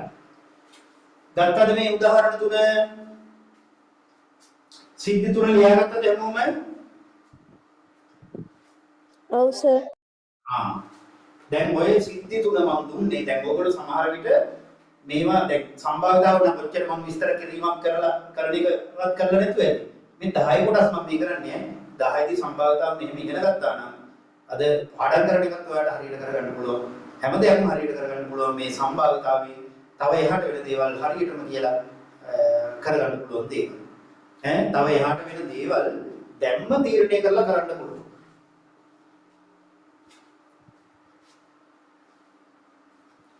හරි. දැන් මම මෙහෙම ප්‍රශ්නයක් අහනවා. මෙන්න ඒකට තමයි මේක කියලා දුන්නේ. සම්භාවිතාව භාග අගයක්ද නැද්ද? ඒකට උත්තරයක් කියන්න. සම්භාවිතාව භාග අගයක්ද නැද්ද? කියන්නේ අද වහින එකේ සම්භාවිතාව එකයි කියන්න පුළුවන්. එකයි කියතේද? බෑනේ. එකක් කියන්න බෑ. එහෙනම් මොකද්ද සම්භාවිතාව භාග අගයක්ද නැද්ද? මේකෙන් කියතේ ඔව් සම්භාවිතාව කියන්නේ භාග අගයක්. ඇයි ඉතින් අනේ වෙන්න තියෙන ඉඩ කරන්නේ කියන්නේ? ඒක පූර්ණ සංඛ්‍යාවෙන් කිව්වොත් වෙලා ඉවරයි. ඒ නිසා සම්භාවිතාව කියන්නේ භාග අගයක්. ඒකට හේතුවක් පුළුවන්ද කියන්නේ? සම්භාවිතාව භාග අගයක් ගන්න හේතුවකුත් තියෙනවා. අන්න මම අහන්නම් මේකට ප්‍රශ්නයක් අහන්න තමයි කියලා දෙන්නේ. අනිවාර්යෙන්ම වෙන සිද්ධියක සම්භාවිතාව කීයද? කියන්න මට. අනිවාර්යෙන්ම වෙන සිද්ධියක සම්භාවිතාව කීයද? එකයි. කිව්වා හරි. අනිවාර්යෙන්ම නොවන සිද්ධියක සම්භාවිතාව කීයද?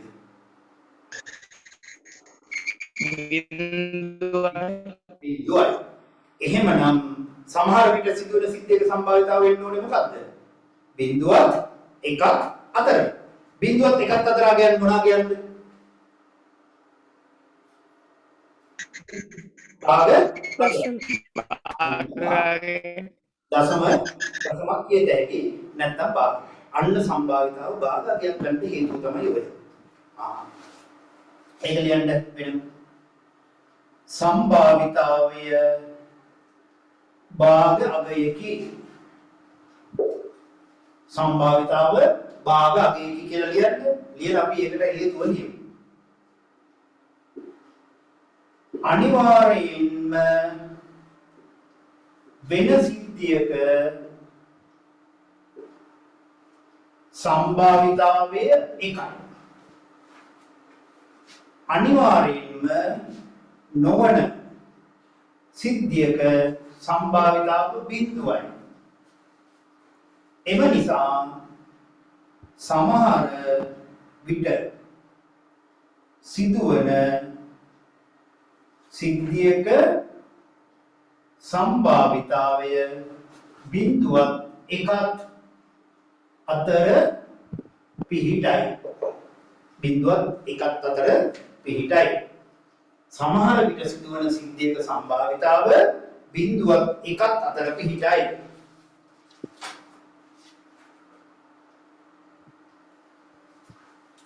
එම නිසා සම්භාවිතාවය භාග අගයකි. භාග අගයකි. දැන් අද සම්භාවිතාවට කට්ටිය කැමති නෑ වගේ. ඇයි ගණන් හදන්නේ ඕනේ? මම මේ විස්තර දැන් කරන්නේ. දැන් මේ විස්තර කිරීම වලට කැමති නැද්ද ඔයගොල්ලෝ? ඔව් ඒව දැනගන්න ඕනේ නේ. නැතුව නිකන් අපි ඒ ලෝ පන්තිට ගියට වැඩක් නෑ. දැන් සම්භාවිතාව කියලා කිව්වහම ළමයි දන්නේම නෑ ඔය මං කියලා දෙන ඒවා. ඒක දැනගන්න ඕනේ. ඔයාලට ඒක හොඳයි. එතකොට ඔයා කරන්න තියෙන දේවල් ගැන උනත් ඔය හොඳ අවබෝධයකින් Tamanට තීරණ ගන්න පුළුවන්. මේ ඇත්තටම තීරණ ගන්න ක්‍රියාවලියේ තියෙන එක සම්භාවිතාව කියන්නේ. ගණිතයත් ඒ වගේම තමයි. ගණිතය කියන්නේ අපිට තීරණ ගැනීමේ ක්‍රියාවලියේ අංග 1. ඒ යටතේ පාඩමක් සම්භාවිතාව සහ සංඛ්‍යානේ තව. ඉතින් මේ සම්භාවිතාව සංඛ්‍යානේ කියන එක මට ඉතින් ඉච්චර දේවල් නෙවෙයි. උසස් පෙළට සංඛ්‍යානේ විෂය උගන්වනවා. උපාධි පන්ති වලට බාහිර උපාධි පන්ති වල සංඛ්‍යානේ මම උගන්වනවා. ගණිතයේ සංඛ්‍යානේ දෙක. ඉතින් මේක එහෙම ඉතින්දි මට මේක සම්භාවිතාව කරද්දී ඌව නොකිය ඉන්න බෑ. කියලා දෙන්නම ඕනේ. හරි. දැන් එහෙමනම් ඊළඟට කියන්න සරල සිද්ධි සහ සංයුක්ත සිද්ධි අන්න ඒවත් දැනගන්න ඕනේ. කියන්නේ සරල සිද්ධි සහ සංයුක්ත සිද්ධි.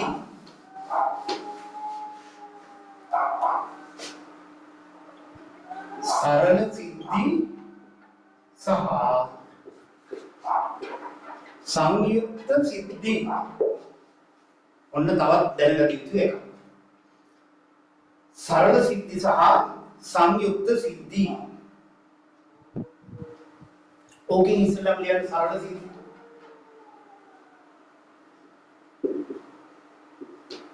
හා 10 ඉගෙන ගත්ත එක. ඉගෙන ගත්තත් දැන් නෑ මේකනේ. මොකද්ද කියන්නේ සරල සිද්ධියක් කියන්නේ මොකද්ද කියන්නේ මට ඉක්මනට කියන්න. සරල සිද්ධියක් කියන්නේ මොකද්ද කියලා කියන්නේ? ඔව්. සරල සිද්ධියක්.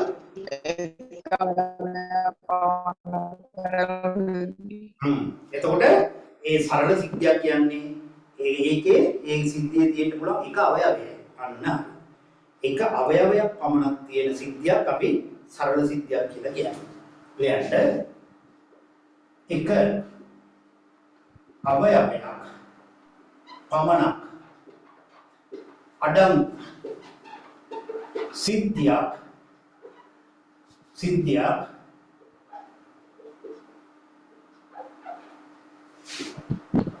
සරල සිද්ධියක් වේ.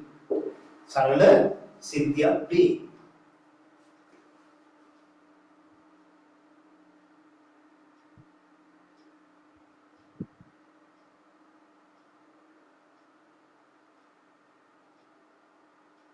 හරි. උදාහරණයක් කාසියක් උඩ දැමූ විට සිරස ලැබීමේ සිද්ධිය එනම් කාසියයි දාපු ගැටෙමයි ගන්න උනාට මම ඊට වඩා සිද්ධි ගණන් වල දානවා. එහෙනම් ඒ සිද්ධිය ඒ වලට තියෙන්නේ සිරස. අන්න එක අවයවයක්. එක අවයවයක්. එතකොට ඒක සරල සිද්ධියක්.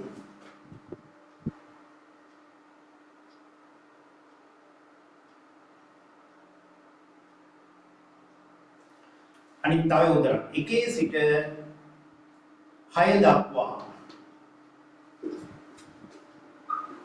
අංක කර ඇති ඝනාකාර ධාතු කැටයකින්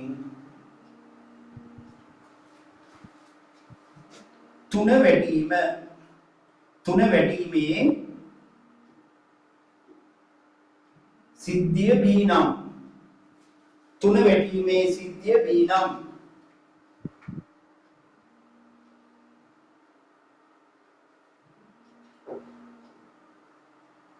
තුන වැඩිීමේ සිද්ධිය B නම් B කියන්නේ මොකක්ද? තුන විතරයි.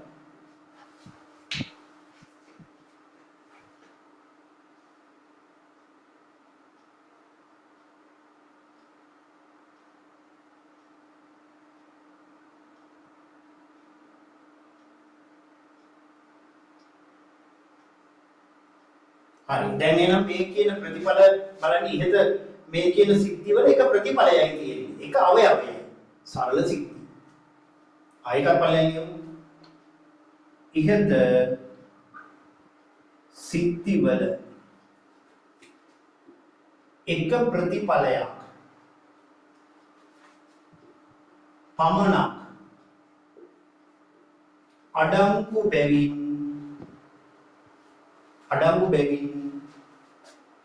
ඒවා සරල සිද්ධි වේ. ඒවා සරල සිද්ධි වේ.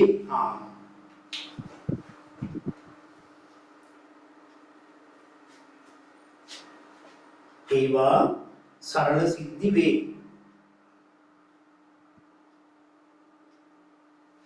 ඒවා සරල සිද්ධි වේ.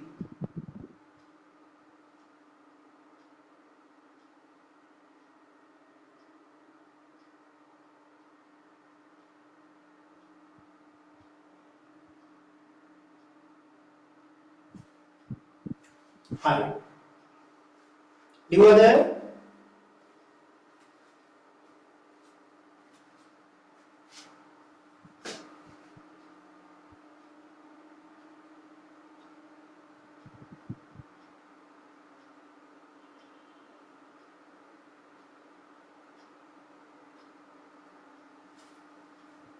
හරි. දැන් ඊළඟට යන්න සංයුක්ත සිද්ධි.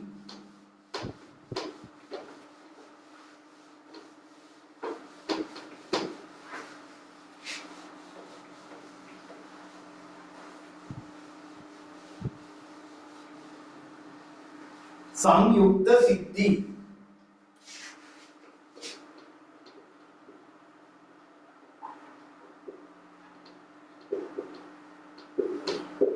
මොනවද කියන්නේ දැන් ඕනෑම සිද්ධියක ප්‍රතිඵල දෙකක් හෝ ඊට වැඩි ගණනක් ඒ කියන්නේ අවයව දෙකක් හෝ ඊට වැඩි ගණනක් අඩංගු වෙනවා එකක් තිබ්බොත් නේ සරල සිද්ධියක් වෙන්නේ නේද කියන්නේ ඕනෑම සිද්ධියක प्रतिफल දෙකක් හෝ වැඩි ගණනක්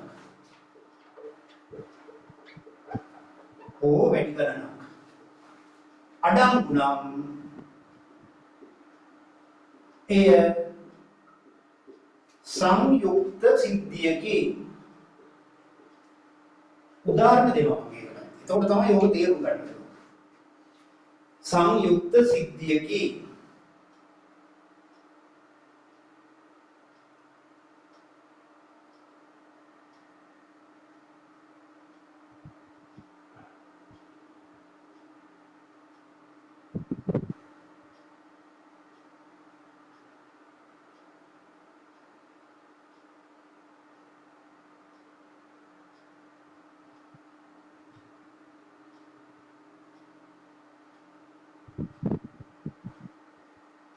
දැන්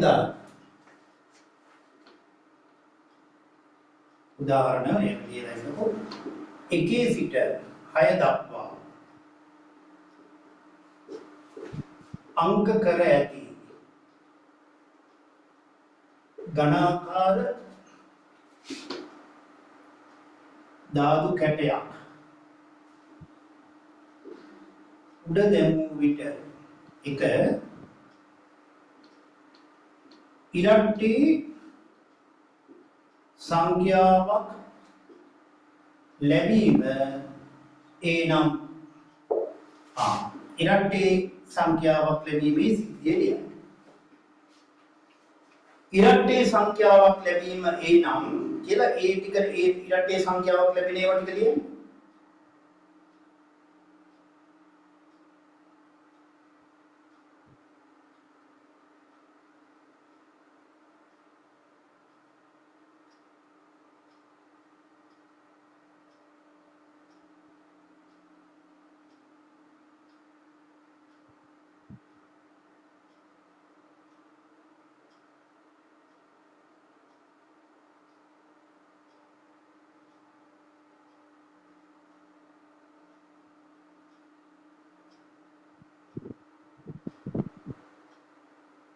ඔව් ඉරට්ටේ සංඛ්‍යා 2 4 6.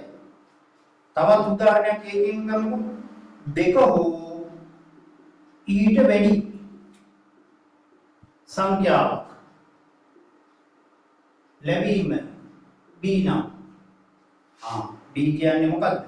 2 හෝ ඊට වැඩි 2 3 4 5 6 සංයුක්ත සිද්ධි.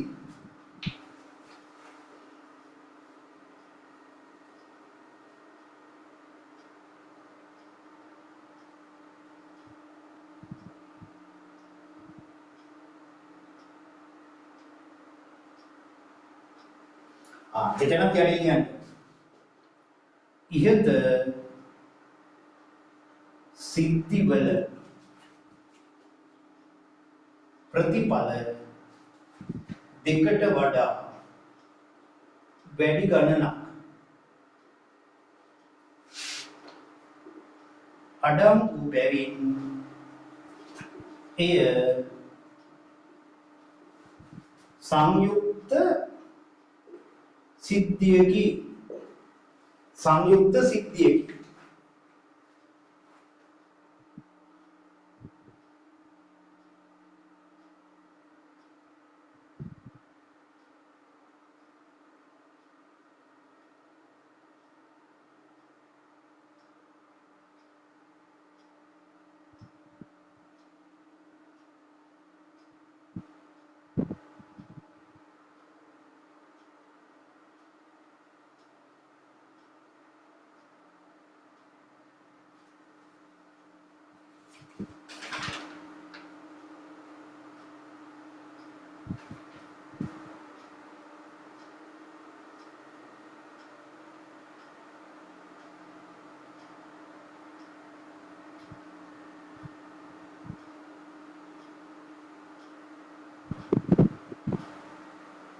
හරි.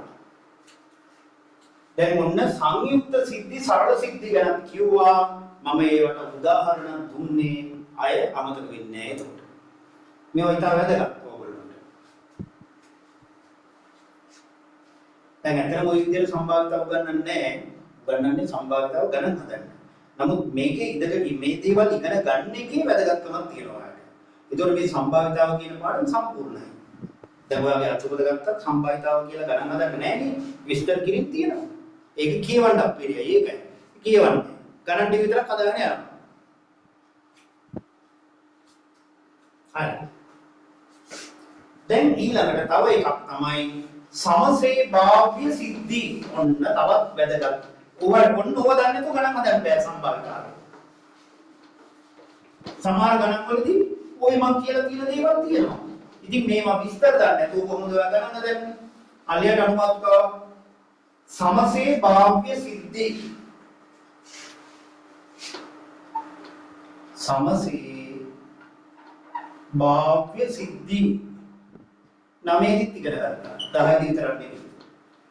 සමසේ භාව්‍ය සිද්ධි.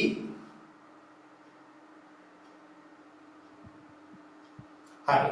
දැන් මට කවුරු හරි කියන්නකෝ සමසේ භාව්‍ය සිද්ධි කියන්නේ මොකක්ද? සමසේ භාව්‍ය සිද්ධි කියන්නේ මොකක්ද? ඔව් මොකක්ද? දැන් ඕනෑම සිද්ධියක තියෙන ප්‍රතිඵලය ලැබෙන්න තියෙන ඉඩකට සමාන නම් සමසේ භාව්‍ය සිද්ධියක්. දැන් අපි ගත්තොත් එහෙම මොකක්ද? සාධාරණ කාසියක්. සාධාරණ කාසියක් ගත්තොත් සාධාරණ කාසියක් ඒ කියන්නේ සමමිතියයි ඒ කාසිය. ඒකයි සාධාරණ කාසියක් කියන්නේ. ඒතකොට එතන සමමිතියක් තියෙන නිසා එහි ඕනෑම පැත්තක් වැටෙන්න තියෙන ඉඩකඩ සමානද නැද්ද? සමානයිනේ. ඕනෑම පැත්තක් ලැබෙන්න තියෙන ඉඩකඩ සමානයි. එහෙනම් සම්භාවිතාව ගත්තොත් දෙකෙන් එක. ඊළඟට සමබර දාපු කැටයක්. සමබර දාපු කැටයක් කියන්නේ පැති ඔක්කොම සමාන. එහෙම දාපු කැටයකින් ඕනෑම පැත්තක් වැටෙන්න තියෙන ඉඩකට සමානයි. එහෙනම් දාපු කැටයේ පැති 6ක් තියෙනවා. එහෙනම් ඕනෑම පැත්තක් ලැබෙන්න ඉඩකට 6න් එකයි. එක ලැබෙන්න තියෙන ඉඩකටත් 6න් එකයි, දෙක ලැබෙන්න තියෙන එකත් 6න් එකයි, තුන ලැබෙන්නත් එමයයි, 6 ලැබෙන්නත් එමයයි. අන්න සමසේභාව්‍ය සිද්ධි. එතකොට ඔය සමසේභාව්‍ය සිද්ධි වලින් තමයි අපි සම්භාවිතාව ගණනය කරන්නේ. සම්භාවිතාව ගණනය කරන්නේ. එහෙනම් ඒක අපි හැම වෙලේම සම්භාවිතාව ගැන කියන්න නම් එහි සමමිතියක් නොනැඹුරු බවක් තියෙනවා. නැඹුරු බවක් තිබ්බට බෑ. දැන් නැඹුරු බවක් තියනවා කියන්නේ මෙහෙම. ખાસ නැඹුරු කියන ඒවයි නොනැඹුරු ඒවයි ඔන්න මම ආයෙ තේරුම් කරලා දෙන්නම්. නැත්නම් ඔබ දන්නෙත් නෑනේ වචනේ. නැඹුරු කියන්නේ එක දැන් අපි කාසියක් ගත්තොත් එහෙම ඒ කාසිය පැත්තක් ඊයම් කරනවා. එතකොට අර සමමිතිය නැද්ද තියනවද? සිරස කියන පැත්ත ඊයම් කරනවා. ඊයම් වලින් ගාලා ටිකක් බර වැඩි කරනවා. එතකොට සමමිතියක් තියනවද කාසියේ? නෑ නේද? නෑ. එතකොට අර සිරස කියන පැත්ත බර වැඩි. එතකොට ඒක උඩ දානකොට සිරස පැත්ත බිමට වැටෙන්න පුළුවන්. උඩ දාන බර වැඩි. එතකොට අගේ ලැබෙන්න තියෙන ඊට වඩා වැඩි වෙන්න පුළුවන්. එතකොට නැඹුරු. මොකද සිරස පැත්ත අපි බර වැඩි කරලා තියෙනවා. එතකොට නැඹුරු. හැබැයි කාසිය මොනවත් කරලා නැහැ. සමමිතික කාසියක්. නොනැඹුරු. ධාතු කැටේ පැති 6ම සමානයි. ඝනකයක්. එතකොට ඕනෑම පැත්තක් වෙන්න තියෙන එකට සමානයි. අන්න නැඹුරු කියන්න බෑ ඒක නොනැඹුරු. හැබැයි ධාතු කැටේ පැති දෙකක් එහෙම වෙනත් මේ කොටුවක් අලවලා එහෙම තිබ්බොත් පැති දෙකකට වෙනත් කොටුවක් අලවලා තිබ්බොත් නැඹුරු. මේ පැති කොටු දෙක ඇදුවොත් එතන නැඹුරු වෙනවා. එතකොට දැන් තරගයේදී විනිශ්චයකරුවෙක් නැඹුරු වෙන්න ඕනද නොනැඹුරු වෙන්න ඕනද? ඔව්. පක්ෂපාතීද අපක්ෂපාතීද විනිශ්චයකරු වෙන්න ඕන. කියන්න විනිශ්චයකරුවේ පක්ෂපාතීද නැඹුරු අන්න හරි අපක්ෂපාත. එක පැත්තකට පක්ෂ වෙන්න බෑ. මේ දැන් අර ඕස්ට්‍රේලියාව ශ්‍රී ලංකාව අතර තරගයේදී වයිට් පන්දුවක් දෙන්නේ නැහැ. එතකොට මොකද වෙන්නේ? ඔය ඕස්ට්‍රේලියාව පැත්තට නැඹුරු වුණා අය. අන්තිමට තරගේ දිනන්න තිබ්බේ නැති වුණා අය. දැක්කා ඒ ප්‍රතිඵලය. දිනන්න තිබ්බ තරගේ පෙරදෙන්නේ. අර නැඹුරු උනේ හින්දා. එයා එහෙම වෙන්න බෑනේ. නොනැඹුරු වෙන්න ඕනේ. එයා ඒ පැත්තට නැඹුරු. ඒ වගේ. එතකොට දැන් අපි ගත්තොත් මේ ප්‍රශ්නෙත් බලමු අහන්න. ලෝය කෙනෙක් දැන් මගේ නඩුවකට ලෝය කෙනෙක් කතා කරනවා. එයා මට පක්ෂපාතීද නැද්ද? කියන්නේ ඔය නැත්තම් මට මම ලෝය ගන්නෑ නේ. මටම ගිහින් කතා කරන්න ඉබේ. නේද? අන්න ඒ වගේම කියනවා දැන්. එයා මං වෙනුවෙන් කතා කරනවා. එතකොට මං වෙනුවෙන් කතා කරනකොට අනිත් පැත්ත එක්ක නෑ කතා කරන්නේ නෑ. අන්න පක්ෂපාතී. එතකොට අර විනිශ්චයකරුව පක්ෂපාතී වෙන්න බෑ. එහෙනම් ඔන්න ඔය කියන සමසේ භාව්‍ය හරි නිශ්චිත ප්‍රතිදේශයක් දෙන්න තීන්දුවක් දෙන්න සමසේ භාව්‍ය වෙන්න. එහෙනම් ඔය සම්භාවිතාව ගණනය කිරීම කරන්නේ ඕමුද? මොකෙන්ද? සමසේ භාව්‍ය සිද්ධි වලින්. ලියා ගන්නකො දැන් මේ උත්තර විස්තර කරලා දීලා තියෙනවා මම කියන්නේ යම් කිසි සසම්භාවී පරීක්ෂණයකදී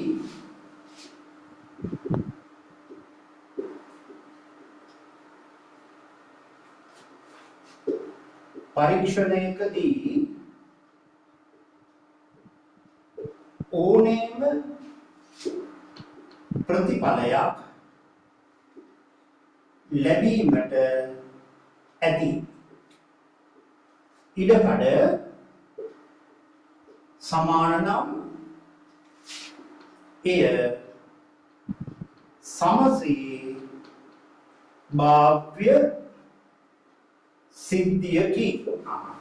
සමසේ භාව්‍ය සිද්ධියකි ලියන්නේ.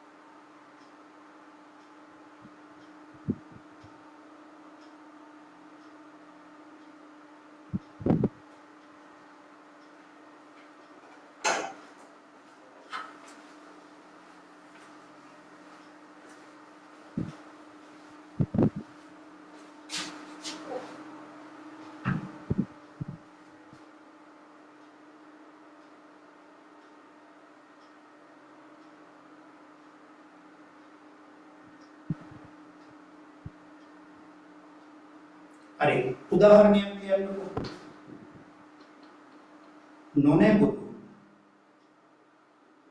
නොනැබුරු කාසියක් උඩ දැමීමේ පරීක්ෂණය සලකමු. නොනැබුරු කාසියක් නොනැබුරු කාසියක් උඩ දැමීමේ පරීක්ෂණය සලකමු.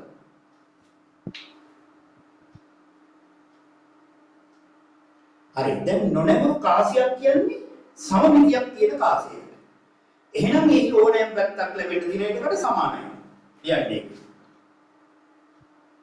නොනැබුරු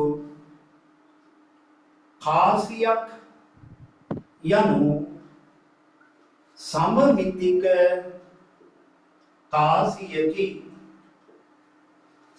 එම නිසා එහි ඕනෑම පැත්තක් ලැබීමට ඇති ඉඩකඩ සමාන වේ. ඕනෑම පැත්තක් ලැබීමට ඇති ඉඩකඩ සමාන වේ.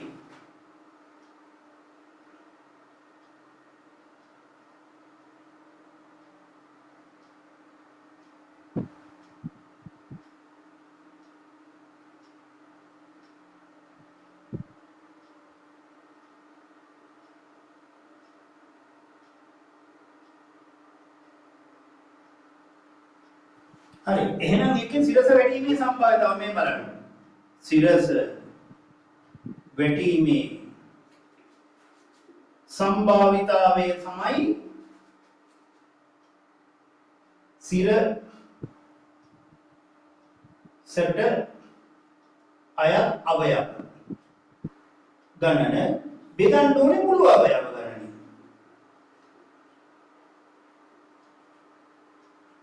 ඕකනේ සම්භාවිතාව කියන්නේ.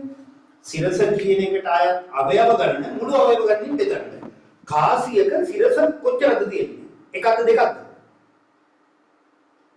කියන්නකෝ. කාසියක සිරස කියන්නේ එක පැත්තක් නේද? අන්න එකයි. මුළු අවයව කීයක් තියෙනවද? මුළු අවයව කීයක් තියෙනවද? කාසියක් උඩ දාන පරීක්ෂණේ සිරස කියන එකට අවයව එකයි තියෙන්නේ. මුළු අවයව කියන දෙක. අන්න ඒකයි දෙකෙන් එකයි කියන්නේ. අන්න සිරස වැටීම දෙකෙන් එකයි. එහෙනම් අගේ වැටීමක් මොකක්ද?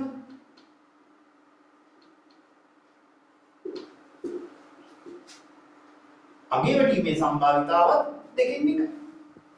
අන්න මේක වැදගත් මේක ලියාගන්න. සිරසට අයත් අවයව ගණන බෙදන්න ඕනේ මුළු අවයව ගණනින්. එතකොට තමයි ඉන්නේ. සිරසට අයත් අවයව එකයි තියෙන්නේ මුළු අවයව දෙකයි. ඒ නිසා සිරස වැටීම දෙකෙන් එකයි කියලා කියනවා. අගේ වැඩිමත් එහෙනම් සමාන ඉඩකඩක් තියෙන්නේ දෙකෙන් එක. ඔන්න සම්භාවිතාව ගණනය කරන්න උතනින්. අන්න ඒක දන්නේ කවුද? එහෙනම් සමභාව්‍ය සිද්ධි වලින් තමයි සම්භාවිතාව ගණනය කරන්නේ. ඒ කියන්නේ සම්භාව්‍ය නැත්තම් අපිට කියන්න බෑ සම්භාවිතාවයි අගයක්.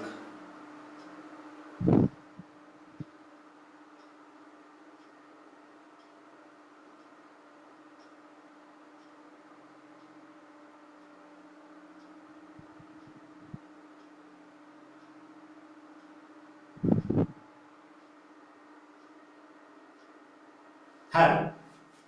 දැන් ওই විදිහටම තමයි ධාතු කැටයක් උඩ දානකොට එක වැටීමේ සම්භාවිතාව කීයද?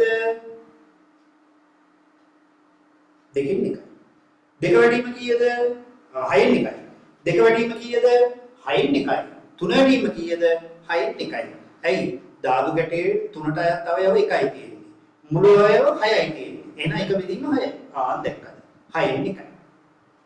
එහෙනම් සමසේ සිද්ධිය ඕනෑම එකක් ලැබීමට ඉඩකට සමානයි. ඒක 6න් එකයි. දැන් චතුස්තලයක් ගත්තොත් චතුස්තලයක පැති කීයක් තියෙනවද? 4යි. චතුස්තලයක් කියන්නේ ත්‍රිකෝණ වලින් හැදලා තියෙන සමාන ත්‍රිකෝණ 4කින් හැදලා තියෙන වස්තුව. එහෙනම් ඒකේ පැති 4ම සමානයි. පැති 4 අංක කරලා තිබ්බොත් ඕනෑම එකක් ලැබීමට තියෙන ඉඩකඩ කීයද? ඕනෑම එකක් ලැබීමට තියෙන ඉඩකඩ කීයද? 4න් එකයි. ඇයි? පැති 4 සමාන. 4න් එකයි. ඒ කියන්නේ අර මේ සමසේභාව්‍ය සිද්ධියක්ම තමයි. ඉතින් මේ උදාහරණය හොඳටම ඇති සම්භාවිතාව ගණනය කිරීම දක්වා.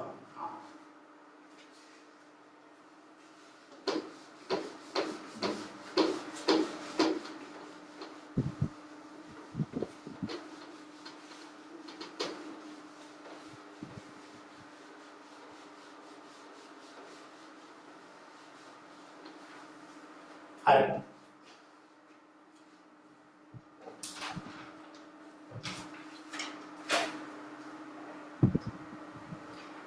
දැන් ලියන්න කිසියම් සිද්ධියක සම්භාවිතාව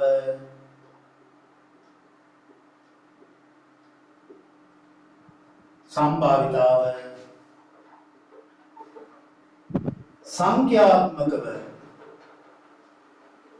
ප්‍රකාශ කිරීම. දැන් තමයි අපි ගණන් හදන තැනට එන්නේ. බලන්න කොච්චර කියලා දුන්නද? කිසියම් සිද්ධියක සම්භාවිතාව සංඛ්‍යාත්මකව ගණනය කිරීම. මම හිතන්නේ සම්භාවිතාව ගැන හොඳ අවබෝධයක් ලැබෙන්න ඇති කියලා හිතනවා. තව කියලා දෙන්න පුළුවන් මට ඕන නම් සම්භාවිතාව ගැන ගොඩාක්.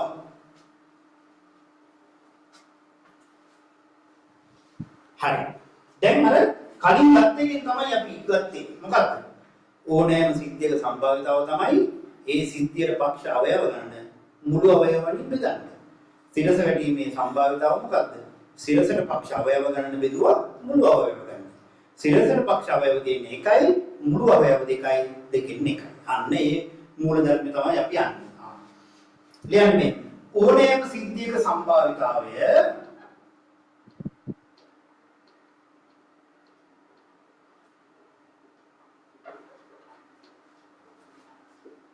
පහත ආකාරයට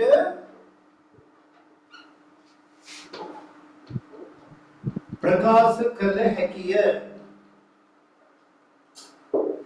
ඕනෑම සිද්ධියක සම්භාවිතාවය පහත ආකාරයට ප්‍රකාශ කළ හැකිය.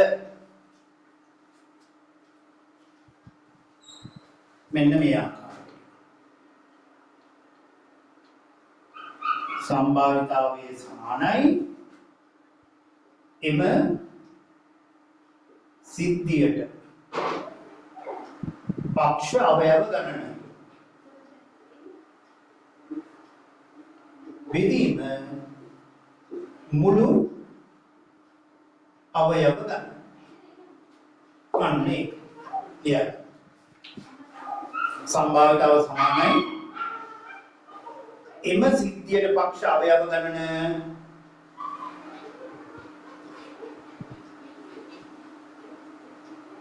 බෙදීම මුළු සිද්ධියේ අවයව ගණන.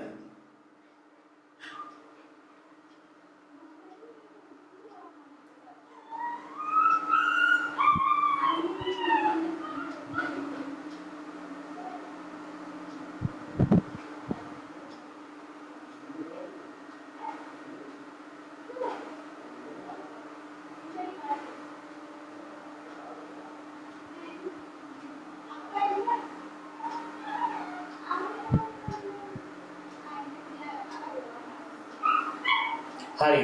එතකොට දැන් මේක සංකේතවල අපි කරමු. ලියන්න. කිසියම් සිද්ධියක නියදි අවකාශය S නම් නියමිත අවකාශයේ S නම්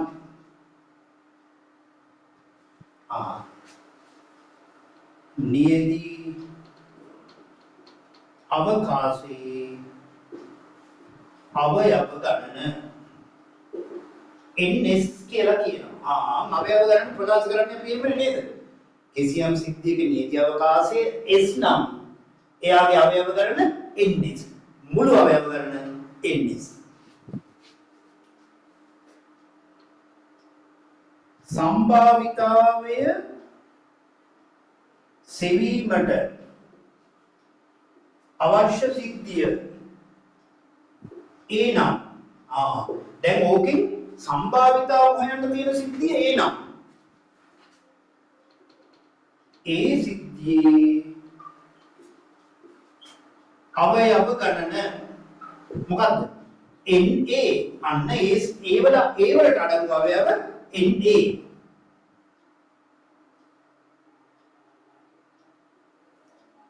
එහෙනම්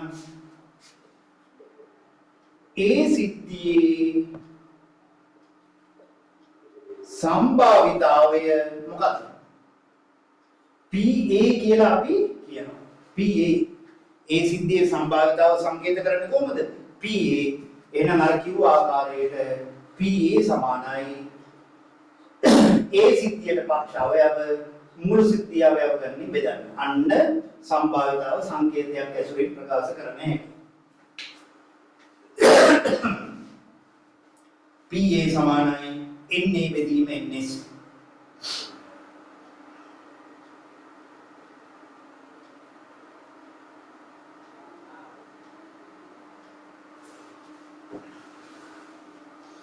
ඔන්න ඔය ආකාරයට තමයි අපි සම්භාවිතාව අපි ප්‍රකාශ කරන්නේ.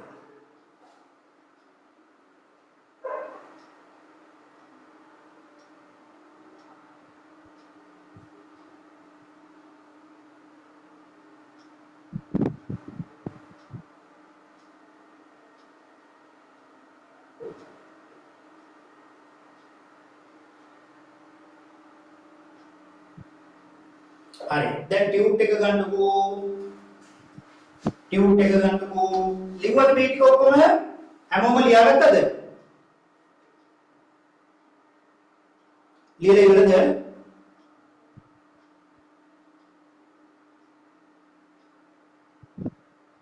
කෝ නින්ද ගිහින්ද දන්නේ සම්භාවිතාව නිසා ඉවරයි සර්. නින්ද ගියේ නෑ නේද? මම බැලුවා නින්ද ගියාද කියලා මේ සම්භාවිතාව කියලා දෙනකොට. ඇයි අද ලියන්නමනේ තියෙන්නේ? ගණිතයේ ලිව්වමයි ඔය නේද පැය දෙකක්. හරි. දැන් ටියුට් එකේ බලන්න ඵලයේ 56 වෙනි ගාන කියලා වැදලා තියෙන්නේ 56. බලන්න. අංක 1 සිට 6 දක්වා අංක ඉදිරියට සමබර ධාතු කැටයක්. සමමිතියක් තියෙන එක. සසම්භාවී පරීක්ෂණීය සලකා බලන්න. මෙහි නියති අවකාශයේ ලියා දක්වන්න. නියති අවකාශය මොකක්ද? S 1 2 3 4 5 6 අන්න ලියන්න. නියති අවකාශයේ ලියන්න.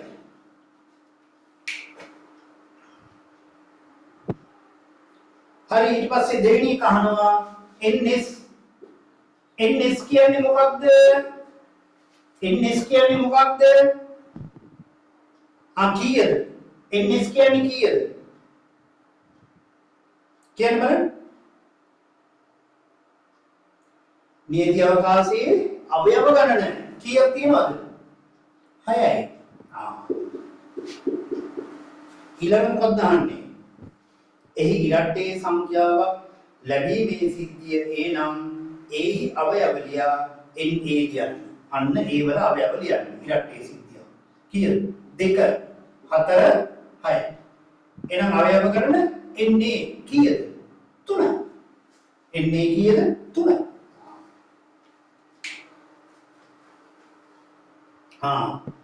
ඒ සිද්ධිය සිදුවීමේ සම්භාවිතාව අහනවා තුන්වෙනි එකට. 4 නේද? ඒ සිද්ධිය සිදුවීමේ සම්භාවිතාව අපි කියන්නේ PA සමානයි මොකක්ද? NA බෙදීම මොකක්ද? ns ඒ සිද්ධියට පක්ෂ අවයව මුළු සිද්ධියට පක්ෂ අවයව වලින් බෙදන්න. ඒ සිද්ධිය අවයව ගණන කීයද? කීයද? 3යි 3යි. මුළු සිද්ධිය අවයව කීයද? 6යි 6යි. අන්න 6 තුලින් බෙදුවා. දැක්කද? ඉරට්ටේ සංඛ්‍යාවක් ලැබීමේ සිද්ධිය සම්භාවිතාව ඉරට්ටේ සිද්ධියට පක්ෂ අවයව ගණන මුළු සිද්ධිය අවයව ගණනින් බෙදුවා. නැත්නම් ළමයින්ම කොහොමද 3 බෙදෙන්නේ? අර මේ එක වෙල ලැබීමේ සම්භාවිතාව 6න් එක නම් ඉරට්ටේ එකක් ලැබෙනකොට 3 කොහොමද ආවේ? මේ ඉරට්ටේ සිද්ධියට පක්ෂ අවයව 3යි.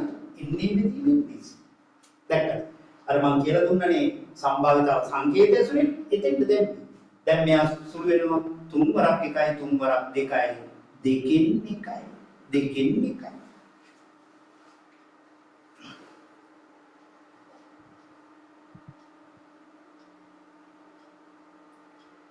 මොකද කියන්නේ දැන් සම්භාවිතාව හොඳට තේරෙනවද හැමෝටම? ඔව් සර් ඉතින් දැන් අය ඕවා මතක වෙන්නේ නැහැ කවදාවත්. පොඩ ඉතින් දැන් මම මේ මෙච්චර පැහැදිලි කරා කාලෙත් තියෙන හින්දා ගොඩක් මේක වැදගත් පාඩමක්. තව එහාට තියෙන හැම දෙයකම ඕගොල්ලන්ට වැදගත්. හරි තව එකක් ඒක කියනවා පහට අඩු සංඛ්‍යාවක් ලැබීමේ සිද්ධිය B නම් B අවයව ලියා PB සොයන්න.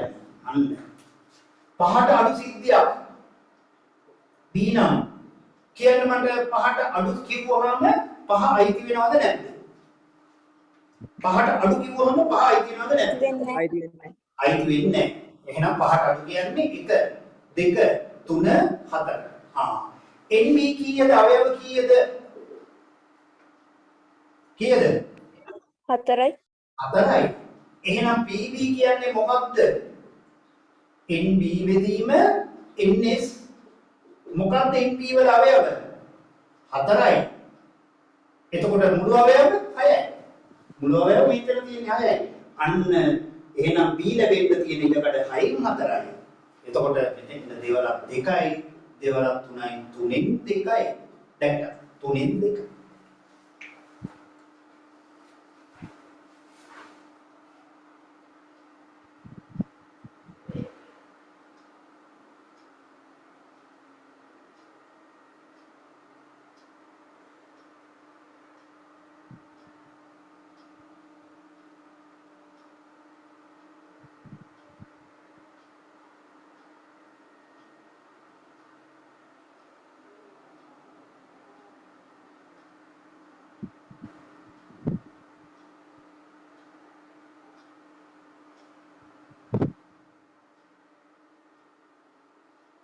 හරි.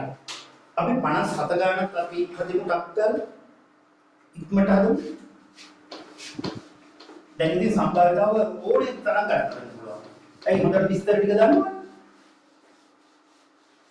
මම ඒකයි අර 10 කරපු එක නැවත කරේ. කුලක වල නම් මම රෙකෝඩින් එකක් දැම්මේ. මේක මට කියලා දෙන්නම ඕන වුණා. බලන්න දෙවෙනි ගාන. අංක 1 සිට 10 දක්වා අංක ලියා ඇති එක සමාන කාඩ්පත් ඇති පෙට්ටියකින් මේක එක සමාන කාඩ්පත් නිසා මෙයා සමසේ භාග්‍යද නැද්ද කියන්න මට මේ කියන සිද්ධිය එක සමාන කාඩ්පත් තියෙන නිසා සමසේ භාග්‍යද නැද්ද සමසේ භාග්‍යවේ සමසේ භාග්‍ය හරි දැන් එතකොට අහඹු ලෙස කාඩ්පතක් ගැනීමේ පරීක්ෂණයේදී එහි නියත අවකාශය ලියන්න. නියත අවකාශය S එකේ ඉඳලා 10ට ලියන්න.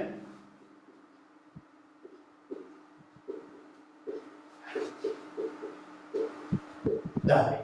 අන්න. ඒකල NS කීයද අහනවා. NS වල අවයව කීයද? 10. ලියන්න ඒක. ඔන්න පළවෙනි ප්‍රශ්න.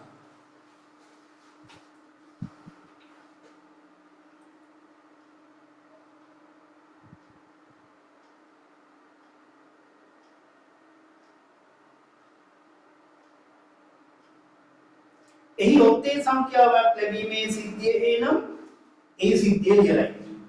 ඔත්තේ සංඛ්‍යා ටික කීයද? 1 3 5 7 9. අන්න එන්නේ කියන්නේ අවයව 1 2 3 4 5 අවයව 5. ඔන්න අවයව ගන්න. සහ PA අදාළ සම්භාවිතාව.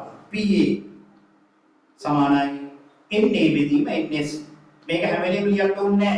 පළවෙනි ගණන් දෙක විතරක් ලියමු. එතකොට කෙලින්ම අපි ගන්න. NA කියන්නේ අවයව කීයද?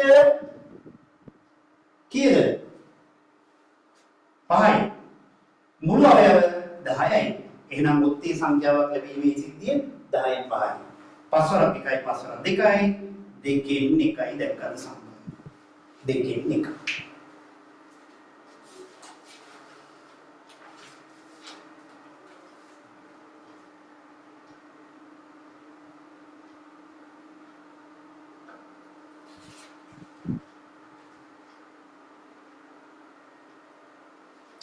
හරි දැන් තුන්වෙනි එක ත්‍රිකෝණ සංඛ්‍යාවක් ලැබීමේ සිද්ධිය B නම් NB සහ PB සොයන්න. ත්‍රිකෝණ සංඛ්‍යාවක් ලැබීමේ සිද්ධිය B තුන්වෙනි එක.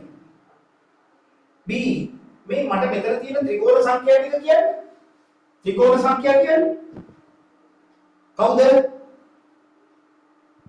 1 4 9 ඔව් පළවෙනි එක එකයි. ඊළඟ A දෙකේ එකතුව. A දෙකේ එකතුව 1 2 3යි. එහෙනම් 3. මේ තුනේම එකතුව 1 2 3යි 6.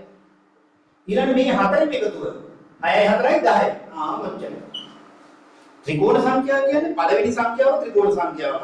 ඊළඟ සංඛ්‍යා දෙකේ එකතුව. ඊළඟ සංඛ්‍යා තුනේ එකතුව. ඊළඟ සංඛ්‍යා හතරේ එකතුව. ඊළඟ සංඛ්‍යා පහේ එකතුව ත්‍රිකෝණ සංඛ්‍යාවයි. එතකොට එන්නේ 1 3 6 10. 10ට යපෑන්නේ.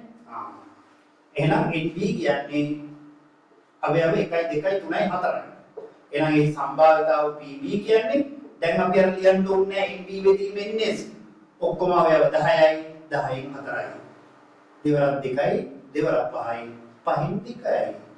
දැන් පුරුදුයි NB වෙදීම NS කී ලියන්න ඕනේ එකවරම ගන්න. අන්න ඔය සම්භාවිතාවට එකවර ඉන්නේ උතනින්.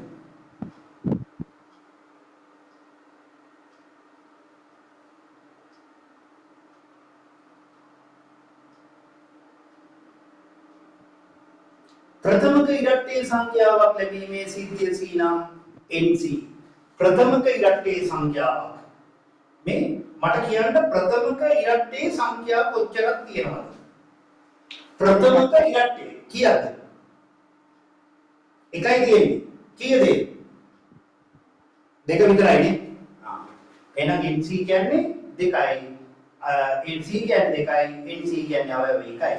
එහෙනම් PC කියන්නේ මෙයා ලැබීමට තියෙන ඉඩකඩ ඔක්කොම 1යි 10න් 1.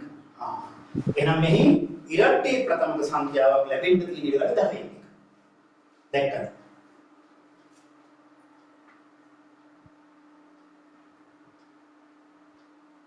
පහට වැඩි සංඛ්‍යාවක් ලැබීමේ සිද්ධිය D පහට වැඩි. අන්න බලන්න. පහට වැඩි සංඛ්‍යාවක් ලැබීමේ සිද්ධිය D නම් පහ අයිතිද? පහට වැඩි කිව්වොත් පහ අයිතිද ඊට වැඩි ඒවා? ඊට වැඩි ඒවා. ඊට වැඩි ඒවා. 6 7 8 9 10. එහෙනම් ND වලට අවයව කීයක් තියෙනවද? 5යි. එහෙනම් මේ සම්භාවිතාව PD කීයද? 10න් 5යි. 5 වරක් 1යි 5 වරක් 2යි දෙකෙන් 1යි.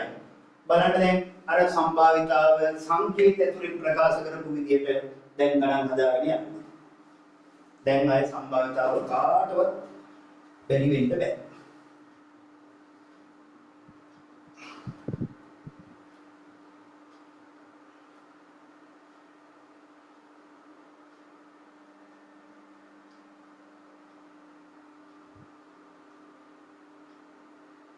හරිද? හැමෝටම තේරුණාද දැන්? තේරුණා නේද හැමෝටම? හරි. හරි. එහෙනම් අපි සම්භාවිතාවයේ ඉතිරි කොටස ඊළඟට අපි බලමු. එතකොට මේ සම්භාවිතාව ඊළඟ දවසේ වල ඉවර කරලා අපි විභාග ගැටළු වලට යන්න. එතකොට තේරෙනවා කුලක සහ සම්භාවිතාව ගණන් හදන්න මම ඔය කියලා දීපු විදිහට ඉගෙන ගත්තාම හරි ලේසි. නැත්නම් සමහර වෙලාවට මේ ගාන ගොඩක් දුරට ලේසිම ගානක් එන්නේ ලකුණු 20ක් තියෙනවා ළමයි අතරින්. ඒ හරියට තේරුම දන්නේ නැතුව. ඒකයි මම මෙච්චර විස්තර දෙන්නේ. හරි. එහෙනම් අපි ඊළඟ දවසේ යමු. ආයිබෝ. ආයිබෝන් සර්.